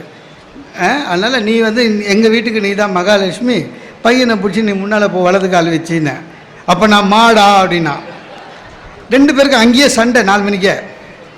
அதுக்குள்ளே ஐயர் உள்ளே போட்டார். சரி, யாராவது எந்த மாடாவது உள்ளே முதல்ல போட்டோன்னு விட்டேன். சார் எங்கள் மாமா சார் கிரகப்பிரவேசத்துக்கு வந்தார் சார், வந்துட்டு இங்கேயா வீடு கட்டினேன் அப்படின்னாரு. என்ன இல்லை, இங்கே ஏர்போர்ட் வடிக்குது, ஏற்கனவே கட்டின வீட்டை இடிக்க போகிறேன்னு சொன்னாங்களேன்னு. கிரகப்பிரவேசத்துக்கு வந்தவன் சார். டென்ஷன் ஆகிட்டேன். நான் டென்ஷன் ஆனோன்னு என் ஒய்ஃப் என்ன பண்ணிட்டாங்க, அவர்கிட்ட போய், இல்லைம்மா கேஸ் எல்லாம் போட்டிருக்காங்க, இடிக்க மாட்டாங்கன்னு. எங்கள் மாமா அவர்கிட்ட சண்டைக்கு போடுறாரு. உனக்கு தெரியுமாம்மா, கவர்மெண்ட் நினச்சா ஒரே நாள் புல்டோசர் வச்சு இடிச்சிடுவான். எது கிரகப்பிரவேசத்துக்கு சொல்கிறான் சார் அந்த ஆள். அதாவது அதெல்லாம் நடக்கும். எல்லாமே அந்த மாதிரி இருக்கிற உறவுகள் இருக்கும், அந்த மாதிரி இருக்கிற நட்புகள் இருக்கும். அதுவும் எங்கள் மாமா சொன்னல, திருச்சி மாமா ஜென்டில்மேன். நமக்கு எது பிடிக்காதோ அதுதான் செய்வாப்புல. சார் நான் பார்த்து பிறந்தேன் அதெல்லாம் சொல்லுவார் சார். எனக்கே 50 வயசு ஆயிடுச்சு.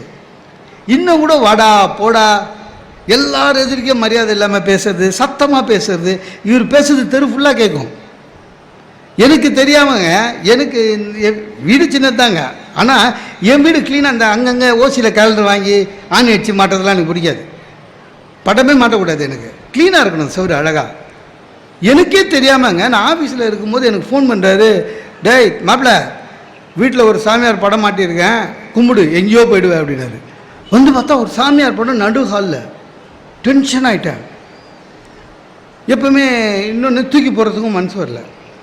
ஏன்னா நமக்கு ஒரு பயம் இருக்கும். நிறைய பேர் பார்த்துருக்கீங்களா, இந்த ஜனவரி மாதம் ஓசியில் கேலண்டர் கிடைக்குதுன்னு சாமி கேலண்டராக வாங்கி வந்து வீடு ஃபுல்லாக மாட்டிடுவான். டிசம்பர் மாதம் டென்ஷன் ஆகிடுவான். ஏன்னா அந்த கேலண்டர் எங்கே போகிறதுன்னு தெரியாது. குப்பையில் போட முடியாது சார், ஏன்னா சாமி கண்ணை குத்தம். போகியில் போட முடியாது, சாமியை எரிக்கிற பாவம் ஆகிடும். எங்கே போகிறதுன்னு. ஆனால் தமிழ் எல்லாத்துக்கும் ஒரு கையில் ஒரு துருப்புச்சீட்டு வச்சுருக்கான்.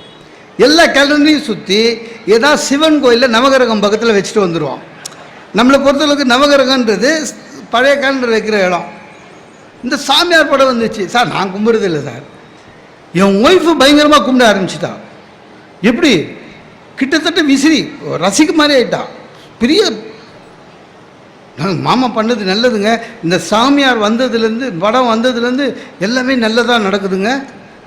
கேஸு புக் பண்ண உடனே வந்துடுதுங்க, இட்லி பூவாக வருதுங்க, வேலை காட்சி லீவே போடாமல் வராங்க, எல்லாம் பாசிட்டிவாகவே சொல்கிறான். சரி இருந்துட்டு போட்டோன்னே நல்லா தான் போயின்னு இருந்தது. இப்போ என்ன ஆகிடுச்சு, எங்கள் சாமியார் அரெஸ்ட் பண்ணிட்டாங்க.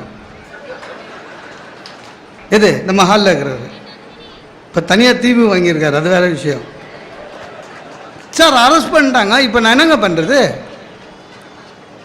வீட்டுக்கு எவனாவது வந்து சாமியாரை பார்த்தாலே நம்மளை பற்றி தள்ளி உட்காடுறான், என்ன இதெல்லாம் கும்பிட்ற அப்படின்னு. படத்தை கழட்ட முடியல. என் ஒய்ஃபு கோச்சிக்கிறா.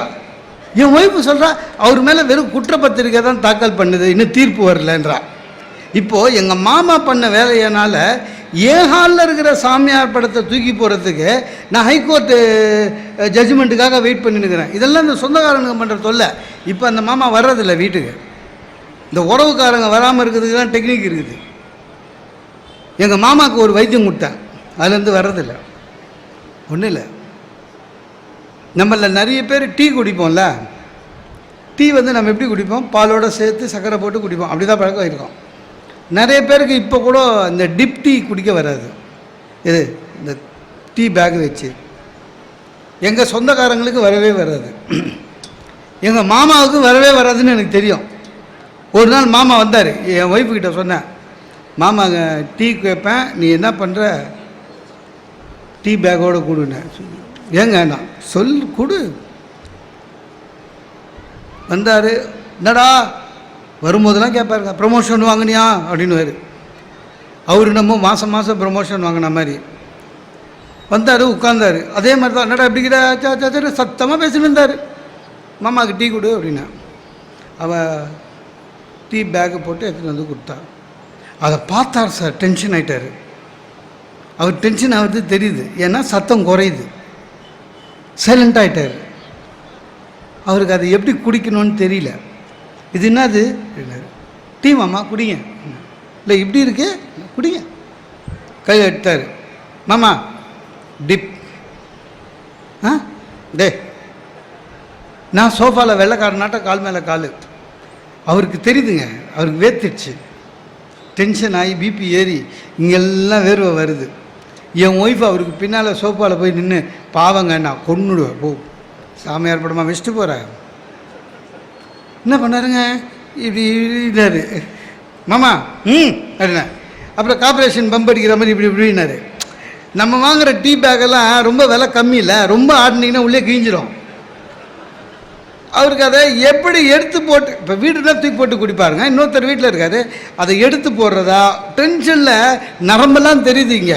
அப்புறம் என்ன பண்ணாருங்க, வேறு வழியே இல்லாமல் அந்த நூல் இருக்குல்ல அதை வச்சுக்கின்னு உள்ள பேக் இருக்குது, அப்படியே எடுத்து வாயில் வச்சார். வாயில் வச்ச உடனே பேக்கு உதட்டுக்கிட்டே போயிடுச்சு. அவர் இந்த டம்ளர் நுனியிலையும் அந்த பேக்லேயும் நடுவில் கொஞ்சோண்டு ஓட்டம் இருக்கும்ல, அது வழியாக டீயை இழுக்கிறாரு. வரல, வச்சுட்டு சொன்னார், மாப்பிள்ள நான் டீ காபி குடிக்கிறது நிறுத்தி 6 மாதம் ஆச்சு. போயிட்டார். போனவருங்க இன்னும் வரையும் வரல. ஆக எல்லா பிரச்சனைக்கும் நம்மக்கிட்ட வந்து எதுவாக இருந்தாலும் பிரச்சனையாக பார்க்கக்கூடாது சார். ஒன்றும் இல்லை, சிரித்த மூஞ்சோடு இருங்க சார். நாளையிலேருந்து எல்லாருக்கும் உங்களை பிடிக்கும். சிரிச்ச முஞ்சோடு இருக்கணும். ஏன் கடுகடுன்னு இருக்கிறோன்னு தெரியல. சில பேர் கடுகடுன்னு இருக்கிறத குவாலிஃபிகேஷனாக இருக்கான். நம்ம ரொம்ப சீரியஸாக இருந்தோம்னா இவர் ரொம்ப ஸ்ட்ரிக்ட்டு நல்லவர், அதெல்லாம் ஒன்றும் கிடையாது. சிரிச்ச முஞ்சோடு இருக்கணும். மனித நேயத்தோடு இருந்தாலே போதுங்க, உங்களை மக்கள் வாழ்த்துவார்கள், உங்களுடைய வாழ்க்கை பிரகாசமாகும். ஒன்றும் இல்லை, பிரச்சனைகளை பிரச்சனையாக பார்க்கக்கூடாது. எங்கள் MBAல சொல்லிக் கொடுப்பாங்க. நம்மளே பார்த்துக்கிறீங்களா, ஃப்ரெண்டுக்கு ஏதாவது பிரச்சனைன்னு வச்சிங்களேன், 10,000 அட்வைஸ் பண்ணுவோம் கரெக்டாக. நமக்கு சின்ன பிரச்சனைனா தெரியாது, டென்ஷன் ஆகும். எந்த பிரச்சனை வந்தாலும் சரி, 3வது மனுஷனை பார்க்குற மாதிரி பார்க்க ஆரம்பிச்சிட்டனாலே உங்கள் பிரச்சனை தீர்வாகிவிடும். ஆக மகிழ்ச்சியாக இருக்க வேண்டும் என்று சொன்னால் நீங்கள் மனித நேயத்தோடு இருங்கள். எந்த பிரச்சனையும் பாசிட்டிவாக நினைங்க. என் ஃப்ரெண்டுங்க கொரோனா அட்டாக் ஆச்சு, அவனுக்கு பாசிட்டிவ். அப்போல்லாம் சென்னையில் ஹையஸ்ட் ரேஞ்சில் இருந்தது விக்டிம்ஸு. ஹாஸ்பிட்டலில் இடம் இல்லாமல் அவனை வீட்டில் 14 நாள் இருக்க சொல்லிட்டாங்க. நான் ரொம்ப டென்ஷன் ஆகிட்டேன், ஏன்னா என் ஃப்ரெண்டு. அப்புறம் நான் அவனுக்கு ஃபோன் பண்ணி, டேய் பாத்திரா, உடம்பு ஜாகிரதடா, சரியாக மாத்திரை சாப்பிட்டு. அவன் டேய் நிறுத்து, இப்போ தான் சௌகரியமாக இருக்கேன், பாசிட்டிவ் சொல்கிறான், சௌகரியமாக இருக்கேன். இந்த மாவு பேக்கெட் வாங்கினுவா, கத்திரிக்காய் வாங்கினுவா, வெண்டைக்காய் வாங்கினுவா, எந்த பிரச்சனையும் இல்லை. உள்ளே கம்ப்யூட்டர் எல்லாம், எவ்ரி திங் இன்சைட். டைமுக்கு கதவு தட்டுறாளுங்க, சாப்பாடு உள்ளே அனுப்புகிறாங்க. சாப்பிட்டு கழுவ கூட வேணாம், அப்படியே வெளில அனுப்புவேன். அன்றைக்கி ஒரு நாள் திடீர்னு ஆனந்த விகடன் வேணும், போன வார்த்தைன்னு 5 நிமிஷம் ஆச்சு, வரல. குரல் கொடுத்தேன், விகடன் எடுத்துன்னு வரீங்களா, நான் வெளில வரவானே. குடும்பமே மொத்தமாக ஆனந்த விகடன் தேடி எடுத்துன்னு வந்து கொடுத்தது. ஒரே ஒரு பிரச்சனை என்னென்னா, இந்த டாக்டருங்க தான் வெறும் 14 நாளுன்னு தானுங்க. ஒரு மாதம் தான் இன்னும் கொஞ்சம் திருப்தியாக இருந்துருவேன். சார் பாசிட்டிவில் இருந்தான் சார் கொரோனா, ஆனால் உண்மையிலேயே மனசில் அவன் பாசிட்டிவாக இருந்தான், அதனால தான் வெளியில் வர முடிஞ்சது. ஆக பாசிட்டிவாக இருந்தாலே போதும், உங்கள் வாழ்க்கை வளமாகும் என்று கூறி எனக்கு வாய்ப்பளித்த இந்த மாவட்ட நிர்வாகத்திற்கு என் நன்றியை கூறி விடைபெறுகிறேன். நன்றி, வணக்கம். காலத்தில் நம்ம மகன் நல்ல அரசனாக வரணும், இந்த குரு தான் சரி அப்படின்னு இளவரசனை அவர்கிட்ட போய் படிப்பா அப்படின்னு அனுப்பி விட்டாச்சு. இளவரசன் அந்த குரு என்னெல்லாம் சொல்லி கொடுக்குறாரோ அதெல்லாம் ரொம்ப பணிவோடையும் குரு பக்தியோடையும் படிச்சுக்கிட்டே இருக்கிறான். ஆனால் திடீர்னு சம்பந்தம் இல்லாமல் நிறைய பேர் உட்கார்ந்து இருக்கும் போது இவர் ஒரு கேள்வி கேட்பார். அவன் சரியாக தான் பதில் சொல்லுவான், பலார்னு ஒரு அரை அரைஞ்சிருவார், இல்லைன்னா ரொம்ப மோசமாக திட்டி விட்டுருவார். உனக்கு அவமானமாக இருக்கும், நம்ம சரியாக தானே பதில் சொன்னோம், நம்ம ஒழுங்கான பிள்ளையாக தானே இருக்கோம், ஏன் இருந்தாலும் அடிக்கடி திட்டுறாரு, திடீர்னு கோவப்படுறாரு. ஆனால் அவனால் ஏன்னு கேட்க முடியாது, அவன் அமைதியாகவே இருக்கிறான். இது மாதிரி 2-3 தடவை நடந்துருச்சு. அதை மனசுக்குள்ளேயே வச்சிட்டு இருக்கிறான். படித்து முடிச்சுட்டு அவன் அரண்மனைக்கு போயிட்டான். காலங்கள் ஓடுகிறது. அரசருக்கு பின்னால் இவன் அரசன் ஆயிட்டான். அரசனாகி மொதல் நாள் சிம்மாசனத்தில் உட்காந்துருக்கான். கூப்பிட்டு விடுங்கய்யா, எனக்கு பாடம் எடுத்த அந்த குருவை கூப்பிட்டு விடுங்க அப்படின்னார். குருநாதர் வந்தார். ஐயா உட்காருங்க அப்படின்ட்டு. நான் உங்களை ஒன்றும் குறை சொல்கிறேன்னு நினச்சிக்காதீங்க, நான் ஒழுங்காக தானே படித்தேன், பதிலெலாம் சரியாக தானே சொன்னேன். ஒரு அரசனுக்கு மகன் என்னைக்காவது நான் உங்ககிட்ட ஆணவமாக இருந்தேனா? எவ்வளோ கீழ்ப்படிதலோடு இருந்தேன். ஏன் சம்மந்தம் இல்லாமல் நான் எந்த தப்புமே செய்யாமல் சப்பு சப்புன்னு ஏன் என்னை 2 தடவை அடிச்சிங்க? என் மனசுக்குள்ளே இன்னும் அது வலிச்சுக்கிட்டே இருக்கு, எனக்கு பதில் சொல்லிவிட்டு நீங்கள் போங்க. உடனே அவர் சிரிச்சுக்கிட்டே சொன்னார், தம்பி நாளைக்கு நீ அரசனாவன்னு எனக்கு தெரியும், இப்படி ஒரு சிம்மாசனத்தில் உட்காருவன்னு எனக்கு தெரியும். நீ ராஜாவாகி அரச பரிபாலனம் பண்ணும்போது நிறைய நீதி வழக்குகள் உன் முன்னாடி வரும். நீதி வழக்கு தொடர்ந்தவனு வருவான், வழக்குக்கு எதிராக இருக்கிறவனு வருவான். அப்போ குற்றம் சாட்டப்பட்டவன் தவறு செய்யாமல் அவன் மேல குற்றம் பாய்ந்தால், தண்டனை வழங்கப்பட்டால், அந்த அநீதியின் வழி எவ்வளவு கஷ்டமாக இருக்கும் என்பதை நீ உணர்ந்தால்தான் சரியாக நீ தீர்ப்பு வழங்குவாய் என்பதற்காகத்தான் உன்னைய தப்பே செய்யாம தண்டனை கொடுத்தேன். எப்படிலாம் குரு இருந்திருக்காங்க பாருங்க. அநீதியின் சுவையை நீ அறிய வேண்டும். அப்பதான் வந்து நிக்கிறவன் தப்பே செய்யாம தண்டனை கொடுத்தா அவனுக்கு எவ்வளவு வலிக்கும், அவனுக்குள்ள எவ்வளவு உறுத்தும். உனக்கு உறுத்துது இல்ல, இது இன்னொருவனுக்கும் இருக்கும் என்பதை நீ உணர வேண்டும். ஒரு குருனா அப்படி இருக்கணும். திருமழிசை ஆழ்வார் அப்படிப்பட்ட ஒரு குரு. கணிகண்ணன் அதற்கு மேல அன்பு வைத்த ஒரு சீடன். அந்த கணிகண்ணனுக்கும் அரசருக்கும் ஒரு லடாய் ஆகி போச்சு. அவருக்கும் 2 பேருக்கு பிரச்சனையாகி நாட்டை விட்டு வெளியில போக சொல்லிட்டாரு அரசர். யார? சீடனை, மாணவனை நாட்டை விட்டு துரத்திட்டார். மாணவனுக்கு என்ன பண்ணன்னு தெரியல. குருட்ட நான் நாட்டை விட்டு போறேன், அரசர் என்னைய துரத்திட்டாருன்ட்டு கிளம்பிட்டான். அவன் பாட்டுக்கு பொட்டியை கட்டிட்டான். ஆனா இந்த குருநாதரால அந்த ஊர்ல இருக்க முடியல. சரி, இவ்வளவு பணிவான அன்பான ஒரு நல்ல மாணவன் இல்லாத ஊர்ல நாம ஏன் இருக்கணும் அப்படின்ட்டு அவரும் கிளம்புறார். கிளம்பும் போது என்ன பண்றாரு தெரியுமா? அந்த புலவர், அந்த துணி உடைய சென்னா உடைய அந்த புலவர், அவர் தினந்தோறும் வழிபாடு செய்கிற வரதராஜ பெருமாள் கோவிலுக்கு போய் நிற்கிறார். பெருமாளுக்கு முன்னாடி நின்று சொல்றாரு, கணிகண்ணன் போகிறான், கணிகண்ணன் என் சீடன் போயிட்டான், துணிவுடைய சென்னா புலவன் நானும் போகின்றேன். நான் எவ்வளவு துணிச்சல் மிக்க புலவன் உனக்கு தெரியும். அரசன் என்னை நாட்டை விட்டு போக சொல்லல, ஆனா நானா போறேன். காமரு பூங்கச்சி மணிவண்ணா நீ கிடக்க வேண்டா, உன் பைனாகப்பாய் சுருட்டிக்கொள் அப்படின்னார். பெருமாள் பாயை சுருட்டி கக்கத்துல வச்சுட்டு அவர் பின்னாடியே போயிட்டார். ஒரு தமிழ் புலவனுடைய அதிகாரம் என்ன தெரியுமா? தமிழ் புலவன் ஆணையிட்டால் ஆண்டவன் அவன் கட்டளைக்கு அடிபணிய வேண்டும் என்று நிரூபித்தது இந்த தமிழ் மண். இதுக்கெல்லாம் நல்லாவே கை தட்டலாம். இன்னைக்கு ஒரு புலவன் சொன்னா அரசாங்கம் கேட்குமா? ஆனால் அன்னைக்கு கடவுள் கேட்டிருக்கிறார்.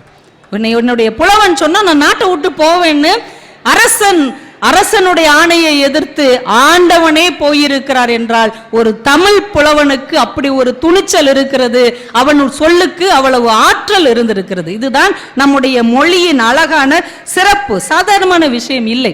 அதனாலதான் குமரகுருபரர் அந்த பெருமாளுக்கு ஒரு பேர் சொன்னார், பைந்தமிழ் பின் சென்ற பசும் கொண்டலே என்று பாடினார். பைந்தமிழுக்கு பின்னாடி கடவுளே நீ போனியே என்று அவர் பாடினார் என்றால் கடவுளே பின்தொடர்ந்து செல்லக்கூடிய மொழி நம்முடைய தமிழ் மொழியாக இருக்கிறது என்பதை நம்ம ஒவ்வொருவரும் புரிந்து கொள்ள வேண்டும். நம்ம மொழியில தாங்க அழகு அப்படிங்கிறது வெளித்தோற்றத்தை வைத்து ஒரு நாளும் எடை போடப்படுவதே இல்லை. நம்ம அழகுனா அழகி போட்டியெல்லாம் நடத்தணும்னு சொன்னாங்க, அப்படிங்களா?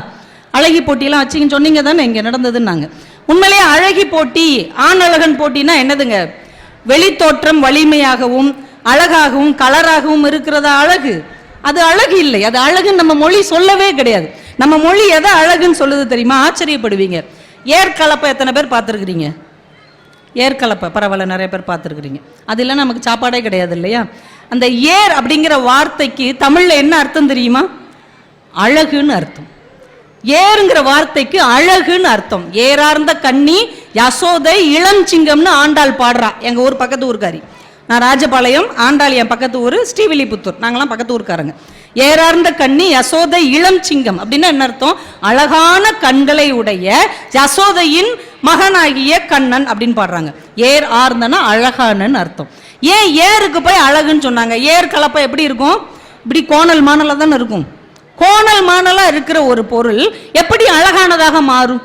அதை எப்படி அழகுன்னு நம்ம தமிழ்ல குறிப்பிட்டிருப்பாங்க? யாராவது யோசிச்சு பார்த்திருக்கோமா? நம்முடைய முன்னோர்கள் தான் சிந்தித்தார்கள். அழகு என்பது புற தோற்றத்தில் இல்லை, அந்த பொருள் செய்யும் செயலில் இருக்கிறது, அந்த செயலின் விளைவில் இருக்கிறது. ஏர் கோணலாகத்தான் இருக்கும், ஆனால் அதுதான் நமக்கு சோறு போடுகிறது. இப்ப சோறு போடுகிற ஒரு பொருள் தான் அழகான பொருளாக இருக்க வேண்டும் என்று நம்முடைய தமிழ் குறிப்பிட்டு இருக்கிறது. அப்ப உலகத்திலேயே அழகி போட்டியில ஜெயிக்க வேண்டியவங்க யார்? ஆணழகன் போட்டியில ஜெயிக்க வேண்டியவங்க யார்? நம் தேசத்தின் விவசாயி தான் உண்மையான அழகன். அங்கே நாற்று நடுகிறாளே சேற்றுக்குள் இறங்கி, அந்த உழத்தி தான் நம்முடைய அழகி. மேடையில சும்மா சகப்பாவும் ஜீரோ சைஸ்லயும் இருக்கிறவங்க அழகானவர்கள் அல்ல.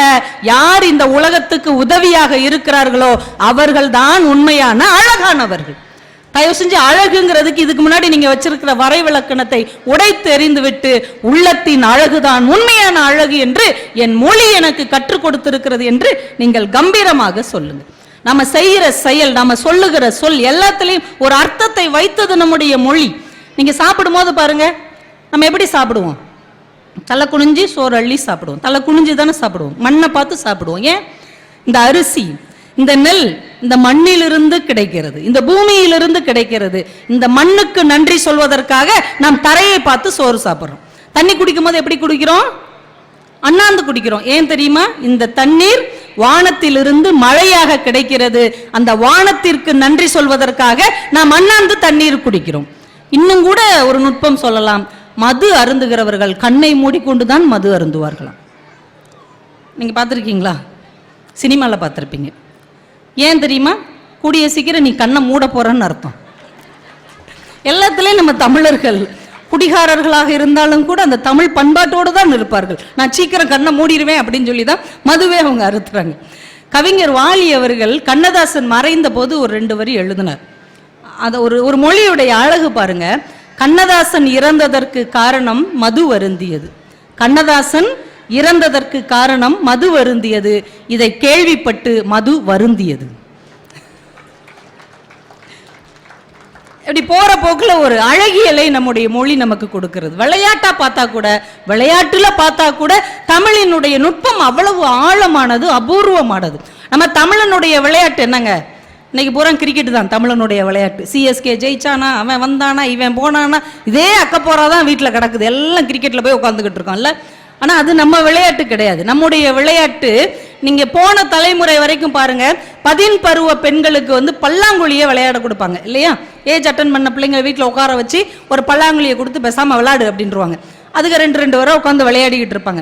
ஆனால் அந்த விளையாட்டு சும்மா உட்காந்து விளையாடுகிற விளையாட்டு இல்லை. பல்லாங்குழி விளையாடும் போது நீங்கள் கவனியுங்கள், உங்க பக்கத்தில் இருக்கிற காய்களை எதிர்பக்கத்திற்கு பரிமாறினால்தான் உங்களால் ஜெயிக்க முடியும். வாழ்க்கையிலும் உங்கள் பக்கத்திலிருந்து சில விஷயங்களை விட்டு கொடுத்தால்தான் எதிர்பக்கத்திலிருந்து வாழ்க்கையில் நீங்கள் கற்றுக்கொள்ள முடியும், வாழ்க்கையை ஜெயிக்க முடியும் என்று பொம்பளை குழந்தைகளுக்கு அன்னைக்கே கற்றுக் கொடுத்தாங்க. பிறந்த வீட்டிலிருந்து நீ புகுந்த வீட்டிற்கு போகிறாய், சில குணங்களை நீ விட்டு கொடுத்தால் தான் அந்த வீட்டு இதயங்களை ஜெயிக்க முடியும் என்கின்ற நுட்பத்தை ஒரு சாதாரண விளையாட்டுல கூட வச்சாங்க. நடுத்தர வயதில் உள்ள ஆண்கள்லாம் நிறைய பேர் பார்த்தீங்கன்னா இந்த பரமபதம் விளையாடுவாங்க, பார்த்துருக்கிறீங்களா? தாய விளையாட்டு. ஏணி இருக்கும், பாம்பு இருக்கும். திடீர்னு ஏணி கிடச்சி சக்கு சக்கு சக்கு சக்குன்னு மேலே வரைக்கும் நம்ம ஆள் போயிடுவாங்க. படக்குன்னு ஒரு பாம்பு கொத்தி தடன்னு கீழே வந்துருவாங்க. நடக்குதா நடக்கலையா? இது அந்த விளையாட்டுல மட்டும்தான் நடக்குதா? நம்ம வாழ்க்கையில நடக்கல? இப்ப நல்ல வாழ்க்கையில கொஞ்சம் கொஞ்சமா முன்னேறி போய்கிட்டு இருக்கோம்னு நினைப்போம். திடீர்னு ஏதாவது ஒண்ணு நடந்து பழைய நிலைமையை விட மோசமா போயிடுவோமா இல்லையா? ஆனா அதுக்கப்புறம் ஒரு சின்ன சின்ன வாய்ப்புகளை கிடைத்து மேலே வருவோம்.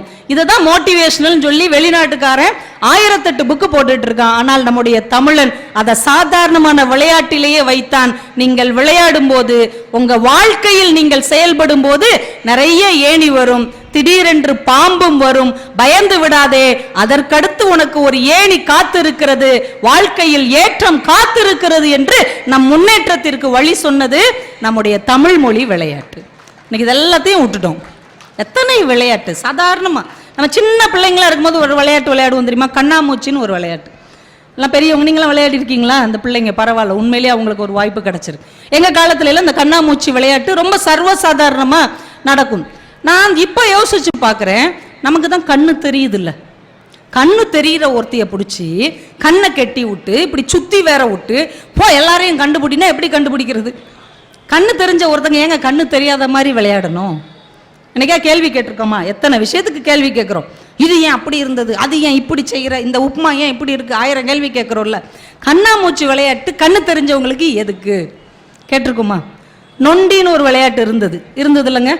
ஒரு காலை மடக்கிட்டு நொண்டி நொண்டி நொண்டி போய் நல்லா ஓடுறவங்களை எல்லாம் போய் தொடணும். என்ன ஒரு அக்கிரமமான விளையாட்டு. அவங்க 2 கால்கிட்ட ஓடுவாங்களாம், நம்ம ஒத்த கால்கிட்டயே போய் துரத்தணுமா? இதெல்லாம் ரொம்ப அநியாயமா இல்லையா? ஆனால் நம்ம கேட்டோமா? நமக்கு 2 கால் நல்லா தானே இருக்குது, நாம ஏன் நொண்டி விளையாடணும்? யாராச்சும் கேட்டோமா? ஆனால் இந்த விளையாட்டுக்கு பின்னால் நம்முடைய தமிழன் ஒரு மனித நேயத்தை பொதித்து வைத்திருக்கிறார்.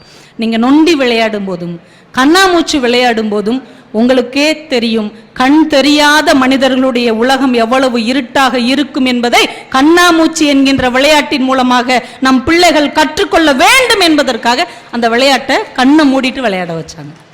நொண்டி விளையாடும் போது நம்மளுக்கு தெரியணும், ஒரு மாற்றுத்திறனாளி எல்லா நாளும் இப்படியே நடக்கிறானே, அவனுடைய கால் எவ்வளவு வேதனை கொடுக்கும் என்பதை அந்த நொண்டி என்கின்ற விளையாட்டின் மூலமாக நமக்கு அறிமுகப்படுத்தியது நம்முடைய தாய்மொழி இல்லையா? இவ்வளவு ஆச்சரியம். உனக்கு ஒரு வலி ஏற்பட்டு அதை நீ உணர்ந்தால் நீ உயிரோடு இருக்கிறாய் என்று அர்த்தம். இன்னொருவனுக்கு ஏற்படும் வலியையும் நீ உணர்ந்தால் நீ மனிதனாக இருக்கிறாய் என்று அர்த்தம். இதைத்தானங்க நம்ம விளையாட்டின் மூலமாக கூட குழந்தைகளுக்கு கற்றுக் கொடுத்தோம். ஆனால் இன்னைக்கு பிள்ளைங்க மொபைலில் வச்சுக்கிட்டு விளையாடுறாங்க, பார்த்துருக்காங்க. கிச்சு கிச்சு கிச்சு கிச்சு கிச்சு துப்பாக்கி எடுத்துக்கிட்டு சுட்டுக்கிட்டே இருக்கான். ஃப்ரீ ஃபயர்னு அதுக்கு பேர். ஃப்ரீயாக ஃபயர் விட்டுக்கிட்டே இருக்கிறாங்க. இதில் 10 வேற குரூப்பில் சேர்த்துக்கிறாங்க. நீ பாஸ்வேர்டு அனுப்பு, நீ ஆன்லைனுக்கு வா, எல்லாம் ஒன்று கொடுங்க. வாசலில் நம்ம பெரியப்பா வந்து நிற்கிறார் பத்திரிக்கை கொடுக்க, அவன் வாசலில் நிற்கிறான், சுடுறாங்களாம். பெரியப்பா பதறி அடித்து ஓடுறாரு, யார் அவன் தீவிரவாதி எதுவும் வீட்டுக்குள்ளே புகுந்துட்டாங்களோ அப்படி. இப்போ வீட்டில் இருக்கிறவங்களெல்லாம் பதட்டப்படுத்திக்கிட்டு இருக்கிறாங்க நம்ம பிள்ளைகள். அனிமின்னு ஒரு சீரீஸ் இருக்காமா? இருக்குதா? உனக்கு தெரியுது பாரு, இந்த பிள்ளைங்களுக்கு தெரியுது. அனிமின்னு ஒரு சீரீஸ் இருக்கு, உங்களுக்கு தெரியுமா? உங்களுக்கு சீரியல் தான் தெரியும். பாண்டியன் ஸ்டோர்லேயே நீங்கள் வாழ்க்கையை தொலைச்சிக்கிட்டு இருக்கீங்க. அவங்க எங்கெல்லாம் போயிட்டாங்க தெரியுமா? அனிமி அப்படின்னு ஒரு சீரீஸ் இருக்குங்க. 700 எபிசோடு நம்ம வீட்டில் உள்ள பிள்ளைங்க பார்த்துருக்காங்க. தெரியுமா எந்த பெற்றோருக்கு? அது 700 எபிசோடு உங்கள் வீட்டில் இருக்கிற பிள்ளைகள் கண்டிப்பாக பார்த்துருப்பாங்க. அன்னைக்கு 2 பசங்க பேசிக்கிறாங்க, வாழ்க்கைன்னா பிரச்சனை வரத்தாண்டா செய்யும், நருட்டோவுக்கு வராத பிரச்சனையா அப்படிங்கிறான். நருட்டோனா யாரானா அந்த அனிமிங்கிற சீரியஸில் வர்ற ஒரு அனிமேஷன் கேரக்டர். நம்ம அம்மா அப்பாவுக்கு வராத பிரச்சனையா, நம்ம தாத்தா பாட்டிக்கு வராத பிரச்சனையான்னு சொன்னா அது நம்ம வீட்டில் வாழுதுன்னு அர்த்தம்.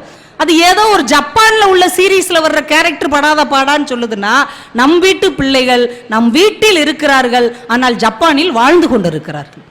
நாம் அதை தெரியாமல் பாண்டியன் ஸ்டோர் பார்த்து கொண்டு இருக்கிறோம். இவ ஏன் அவனோடு வாழ்ந்து கொண்டு இருக்கிறாள், இவ ஏன் இவ குடும்பத்தை கெடுத்தாள் அப்படின்னு சொல்லி இவ ஆனாலும் ரொம்ப மோசம்னு வீட்டில் உட்காந்து பேசிட்டு இருக்கோம் இல்லையா? எத்தனை குடும்பங்களை இந்த சீரியல் சீரழித்து கொண்டு இருக்கிறது. நானே பாதிக்கப்பட்டேன், நான் நேரடியாக பாதிக்கப்பட்டேன். எனக்கு சீரியல் பார்க்குற பழக்கம்லாம் நிஜமாவே கிடையாதுங்க, நிஜமாவே கிடையாது. எங்கள் மாமியார் எங்கள் ஊருக்கு பக்கத்தில் கிராமத்தில் இருக்கிறாங்க, அவங்க சீரியல் பார்ப்பாங்க. பெரியவங்க பார்த்துட்டு போட்டோம், அது அவங்களுக்கு பொழுதுபோக்கு வேறு என்ன இருக்குது. நம்ம கூடவே இருந்தாலும் நம்ம கிட்ட சண்டை போட்டுக்கிட்டு இருப்பாங்க. நம்ம தான் வீட்டிலே இருக்கிறது இல்லை. நம்ம எப்பயாவது தான் நான் அவங்க வீட்டுக்கு போவேன், நல்லா பேசிக்கிட்டு இருந்துட்டு வந்துடுவோம். ஒரு நாள் ஏன் துரதிஷ்டம், நான் போகும்போது அவங்க சீரியல் பார்த்துட்டு இருந்தாங்க. நான் போய் பக்கத்தில் உட்காந்தேன், உட்கார் அப்படின்ட்டு அவங்க ஆர்வமாக பார்த்துட்டு இருந்தாங்க. சரி, அப்படி என்னதான் இந்த சீரியலில் இருக்குது நானும் பார்த்துட்டே இருந்தேன். அது என்ன சீரியல்னு தெரியல. ஆனால் ஏன் கெட்ட நேரம் பாருங்கள், அதில் ஒரு மருமக மாமியாருக்கு டீ போடுறதுக்காக சமையல் கட்டில் போகிறாங்க. போய் அந்த டீ கப்பை எடுத்து வச்சுட்டாங்க, சுகர் போட்டாச்சு, பாலை காய்ச்சி ஊற்றியாச்சு, அந்த டிகாஷனை ஊற்றியாச்சு, சுகரை கலந்தாச்சு. எடுத்துட்டு போகிறதுக்கு முன்னாடி ஒரு டப்பாவை திறக்கிறாங்க, அதுலேருந்து ஒரு பாட்டில் எடுக்கிறாங்க, அதில் விஷம்னு எழுதியிருக்கு. நம்ம தமிழ் சினிமாவில் தாங்க விஷ பாட்டிலில் விஷம்னு தமிழில் எழுதியிருப்பாங்க. என்ன ஒரு தாய்மொழி பற்று பாருங்க. நீங்கள் எந்த மெடிக்கல் ஸ்டோரில் பார்த்தாலும் விஷம்னு தமிழில் எழுதின பாட்டிலே இருக்காது, விஷம்னு தமிழில் எழுதியிருக்கு. அதை அவங்க அப்படி ஊற்றுறாங்க, மடக்கு மடக்கு மடக்கு. அதை அப்படி கிண்டி மாமியாருக்கு எடுத்துகிட்டு வர்றாங்க. மாமியார் இப்படி நிமிர்ந்து பார்க்குறாங்க. மாமியார் மருமக டீ, டீ மருமக மாமியார், மாமியார் டீ மருமக, இந்த மூணையும் 3 தடவை காமிச்சிட்டு தொடரும்னு போட்டாங்க. நான் அப்படியே பார்த்துட்டு இப்படி பார்க்குறேன், எங்கள் மாமியார் என்னையவே பார்த்துக்கிட்டு இருந்தாங்க. எனக்கு கொஞ்சம் படக்குன்னு ஆச்சு. என்னம்மா அப்படின்னு. அவள் கொடுத்துருவாளா அப்படின்னாங்க. எவ கொடுத்துருவாளா அப்படின்னு. மருமக மாமியாருக்கு விஷத்தை கொடுத்துருவாளா அப்படின்னு கேட்டாங்க. எனக்கு கொடுக்கணுன்னு தான் ஆசை, ஆனால் அதை சொன்னால் அவங்க வருத்தப்படுவாங்க. அதெல்லாம் கொடுக்க மாட்டாமா, அப்படிலாம் செய்ய மாட்டா அப்படின்னு. உடனே எங்கள் மாமியார் சொன்னாங்க, கொடுப்பாளுங்க, இந்த காலத்து மருமகளுக்கு மாமியாருக்கு விஷத்தை கொடுத்தாலும் கொடுப்பாளுகன்ட்டு முறைச்சிக்கிட்டு சொன்னாங்க. எப்பயுமே என்கிட்ட அவங்க அப்படி கோவப்பட்டதே இல்லை. எனக்கு ரொம்ப ஆச்சரியம், என்ன என்னைக்கும் கோவப்படாதவங்க இவ்வளோ கோவப்படுறாங்களேன்ட்டு.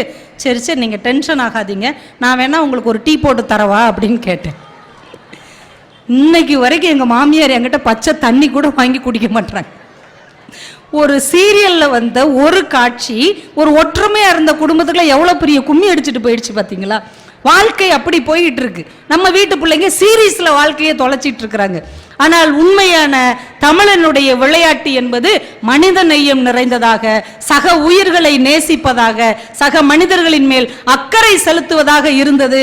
அந்த தமிழ் விளையாட்டுக்களை இன்றைக்கு நாம் தொலைத்து இருக்கிறோம். இன்னொரு விஷயம் உங்களுக்கு சொல்லட்டேன். கடை 7 வள்ளல்கள் அப்படின்னு கேள்விப்பட்டிருக்கோம்ல. கடை 7 வள்ளல்கள்னா 7 வள்ளலும் கடை வச்சு பிழைச்சாங்கன்னு அர்த்தம் கிடையாது. கடை சங்க காலத்தில் வாழ்ந்த 7 வள்ளல்கள். இந்த 7 பேர் யாருன்னு யாருக்கா தெரியுமா? நம்ம பிள்ளைங்களுக்கு தெரியுமா? ஐயோ, இப்படி கேள்வி கேட்குறான்னு தெரிஞ்சால் நம்ம பின்வரிசைக்கே போயிருக்கலாம் அப்படின்லாம் நீங்கள் பதட்டப்படக்கூடாது.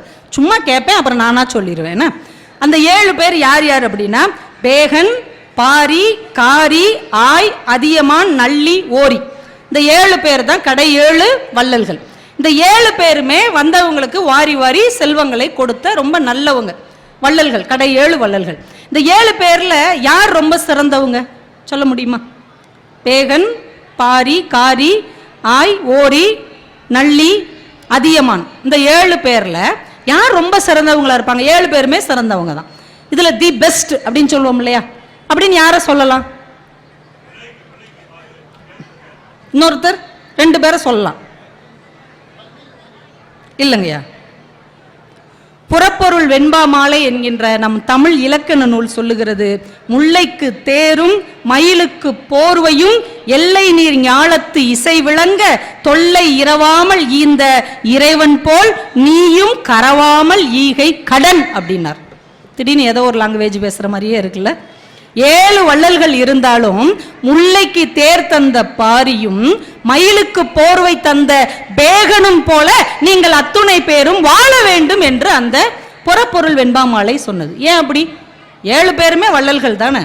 ஏன் இந்த 2 பேர் மாதிரி வாழணும் தனியா அந்த 2 பேருக்கு மட்டும் ஃபர்ஸ்ட் ரேங்க் செகண்ட் ரேங்க் கொடுத்துருக்காங்க, டிஸ்டிங்ஷன்ல பாஸ் ஆக்கி விட்டுருக்காங்க? ஏன் தெரியுமா? இந்த காரிங்கிறவர் தன்னை நாடி வந்த புலவர்கள் ரொம்ப தூரத்துல இருந்து நடந்து வருவாங்கல்ல, அவங்களுக்கு குதிரைகள் கொடுப்பார். திரும்பி போகும்போது நல்ல ஜம்முன்னு குதிரையில போயா, பொன்னி நதி பார்க்கணுமேன்னு பாடிக்கிட்டே போ அப்படின்னு புலவர்களுக்கு அவர் என்ன பண்ணுவாரு, குதிரைகள் கொடுத்து அனுப்பி விடுவார். ஆய் அப்படிங்கிற அந்த மன்னன் எங்க குற்றாலத்துக்கு போற வழியில இருக்கு, ஆய்க்குடி, அதை ஆண்ட மன்னன் தான் ஆய் அப்படிங்கிறவர். அவர் என்ன பண்ணுவாரு, தன்னை நாடி வந்த இரவலர்களுக்கு ஊர்களையே பரிசா கொடுப்பார். உதவின்னு கேட்டு வந்தவங்களுக்கு பொருள் கொடுக்க மாட்டார். இந்த ஊரை நீ வச்சுக்கோ, அந்த ஊரை நீ வச்சுக்கோ, கங்கை கொண்ட சோழபுரம் உனக்கு தான் எடுத்துக்கோ, எப்படி கொடுப்பார். இந்த நாட்டாமை படத்துல சொல்லுவார் பார்த்தீங்களா, உங்க அம்மா கொடுத்த 300 பவுன் நீயே வச்சுக்கோ, உன் வீட்டுக்கு பின்னாடி ஒரு 200 ஏக்கர் இருக்கு, அதை நீயே வச்சுக்கோன்னு சொன்ன மாதிரி வந்தவங்களுக்கு ஊர்கள் கொடுப்பார் ஆய் அப்படிங்கிற மன்னன். அதியமான் என்ன கொடுத்தான்னு உங்களுக்கே தெரியும். தமிழ் புலவர் ஔவைக்கு நீண்ட நாள் வாழக்கூடிய நெல்லிக்கனி தனக்கு கிடைத்தாலும் அது தமிழுக்கு கிடைக்க வேண்டும் என்று ஔவைக்கு கொடுத்தவன் அதியமான். நள்ளிங்கிறவரு யாராவது அவர்கிட்ட போய் நின்னாங்கன்னு வைங்க, இனிமே இன்னொருத்தட்ட போய் நிக்க கூடாத அளவுக்கு பொருள் கொடுத்துருவார். இன்னைக்கு வந்தோம்னா இனிமே யார்ட்டுமே அவர் காசே கேட்க வேண்டாம், அவர் வாழ்நாள் முழுக்க லைஃப் டைம் செட்டில்மெண்ட் சொல்றாங்கல்ல, அது மாதிரி மொத்த பணத்தையும் கொடுத்து நிம்மதியா வாழு அப்படின்னு கொடுத்துருவார். ஓரிங்கிறவர் என்ன தெரியுமா, தன்னை நாடி பாடி ஆடி வந்த புலவர்களுக்கு இரவலர்களுக்கு நாடே கொடுத்துருவார். தமிழ்நாடு உனக்கு தான், கர்நாடக நாடு உனக்கு தான், கேரள நாடு உனக்கு தான், அப்படி பிரிச்சு கொடுத்துருவார். அப்ப 7 பேருமே சிறந்தவர்கள் தான். ஆனா 2 பேரை மட்டும் ஏன் நம்முடைய மொழி வாழ்த்துகிறது, கொண்டாடுகிறது, அவர்களை போல் நீங்களும் இருக்க வேண்டும் என்று சொல்கிறது தெரியுமா? முல்லையும் மயிலும் வாயில்லாத ஜீவன்கள். மற்ற எல்லாருமே கேட்டால் கொடுத்தவர்கள், அவங்கள நாடி வந்து எனக்கு உதவி செய்யுங்கன்னு கேட்டா உதவி செஞ்சவங்க. ஆனால் பாரியும் பேகனும் மட்டும்தான் எனக்கு உதவி செய் என்று கேட்காத இன்னொரு உயிரினத்துக்கு உதவி செய்தவர்கள். என்ன ஒரு சிந்தனை பாருங்க. 7 பேரும் நல்லவன் தான், வள்ளல்கள் தான். ஆனா அதுலயும் 2 பேர் கேட்காமையே உதவி செஞ்சான் பார். முல்லை போய் கேட்டுச்சா, மிஸ்டர் பாரி எனக்கு இந்த மாதிரி தழுவி நிக்கிறதுக்கு ஒரு கொடி இல்லை, அப்படியே உன் தேரை ஓரமா பார்க் பண்ணிட்டேன்னா நான் அதுல இருந்துக்கிடவே, நீ நடந்து போ அப்படின்னு முல்லை கேட்டுச்சா? கேட்கல. முல்லை அது பாட்டுக்கு கொழுகொம்பு இல்லாம தவழ்ந்துகிட்டு இருந்தது. உடனே தேரை நிப்பாட்டி இறங்கி போனான். பேகன் கிட்ட மயில் வந்து, சார் ரொம்ப குளிருது சார், கொஞ்சம் அந்த போர்வையை கொடுங்க சார், அந்த சால் எடுத்து போர்த்தி விடுங்க சார்னு கேட்டுச்சு. அது மழைக்காக ஆடுச்சு, அவங்கிட்ட எதுவுமே கேட்கல. ஆனா அது குளிர்ல நடுங்குதோன்னு நினைச்சிட்டு போர்த்தி விட்டான். ஆனால் ஒருத்தங்க பரிசுன்னு கேட்டு நம்ம கொடுக்குறோம் இல்லையா, அதுல ஒரு குறை இருக்கு. என்ன தெரியுமா? ஒருத்தன் கையேந்தி நிற்கும் போது அவன் சுயமரியாதையும் மானத்தையும் இழந்து நிற்கிறான். நீங்க அவங்க கேட்காமையே உதவி செய்யும் போது நீங்கள் அவர்களுக்கு உதவி மட்டும் செய்யவில்லை, அவர்களுடைய சுயமரியாதையையும் மானத்தையும் சேர்த்தே காப்பாற்றி இருக்கிறீர்கள் என்பதுதான் பெரிய ஈகை. பொருள் கொடுக்கிறது உதவி இல்லை, அவனை அவமானப்படுத்தாம கொடுக்குறோம் பார்த்தீங்களா, அதுதான் உதவி. நிறைய பேர் மேடையில் வச்சு இவர்களுடைய படிப்புக்கு நான் பணம் தருகிறேன், இந்த ஏழை குழந்தைக்கு நான் இலவச ஆடை தருகிறேன், அது உதவியே கிடையாது. அது யாருக்கும் தெரியாம அவங்கள தனியா பார்த்து கொடுத்துட்டு அதை ஃபேஸ்புக்லயும் ஸ்டேட்டஸ்லயும் போடாம இருக்கணும்.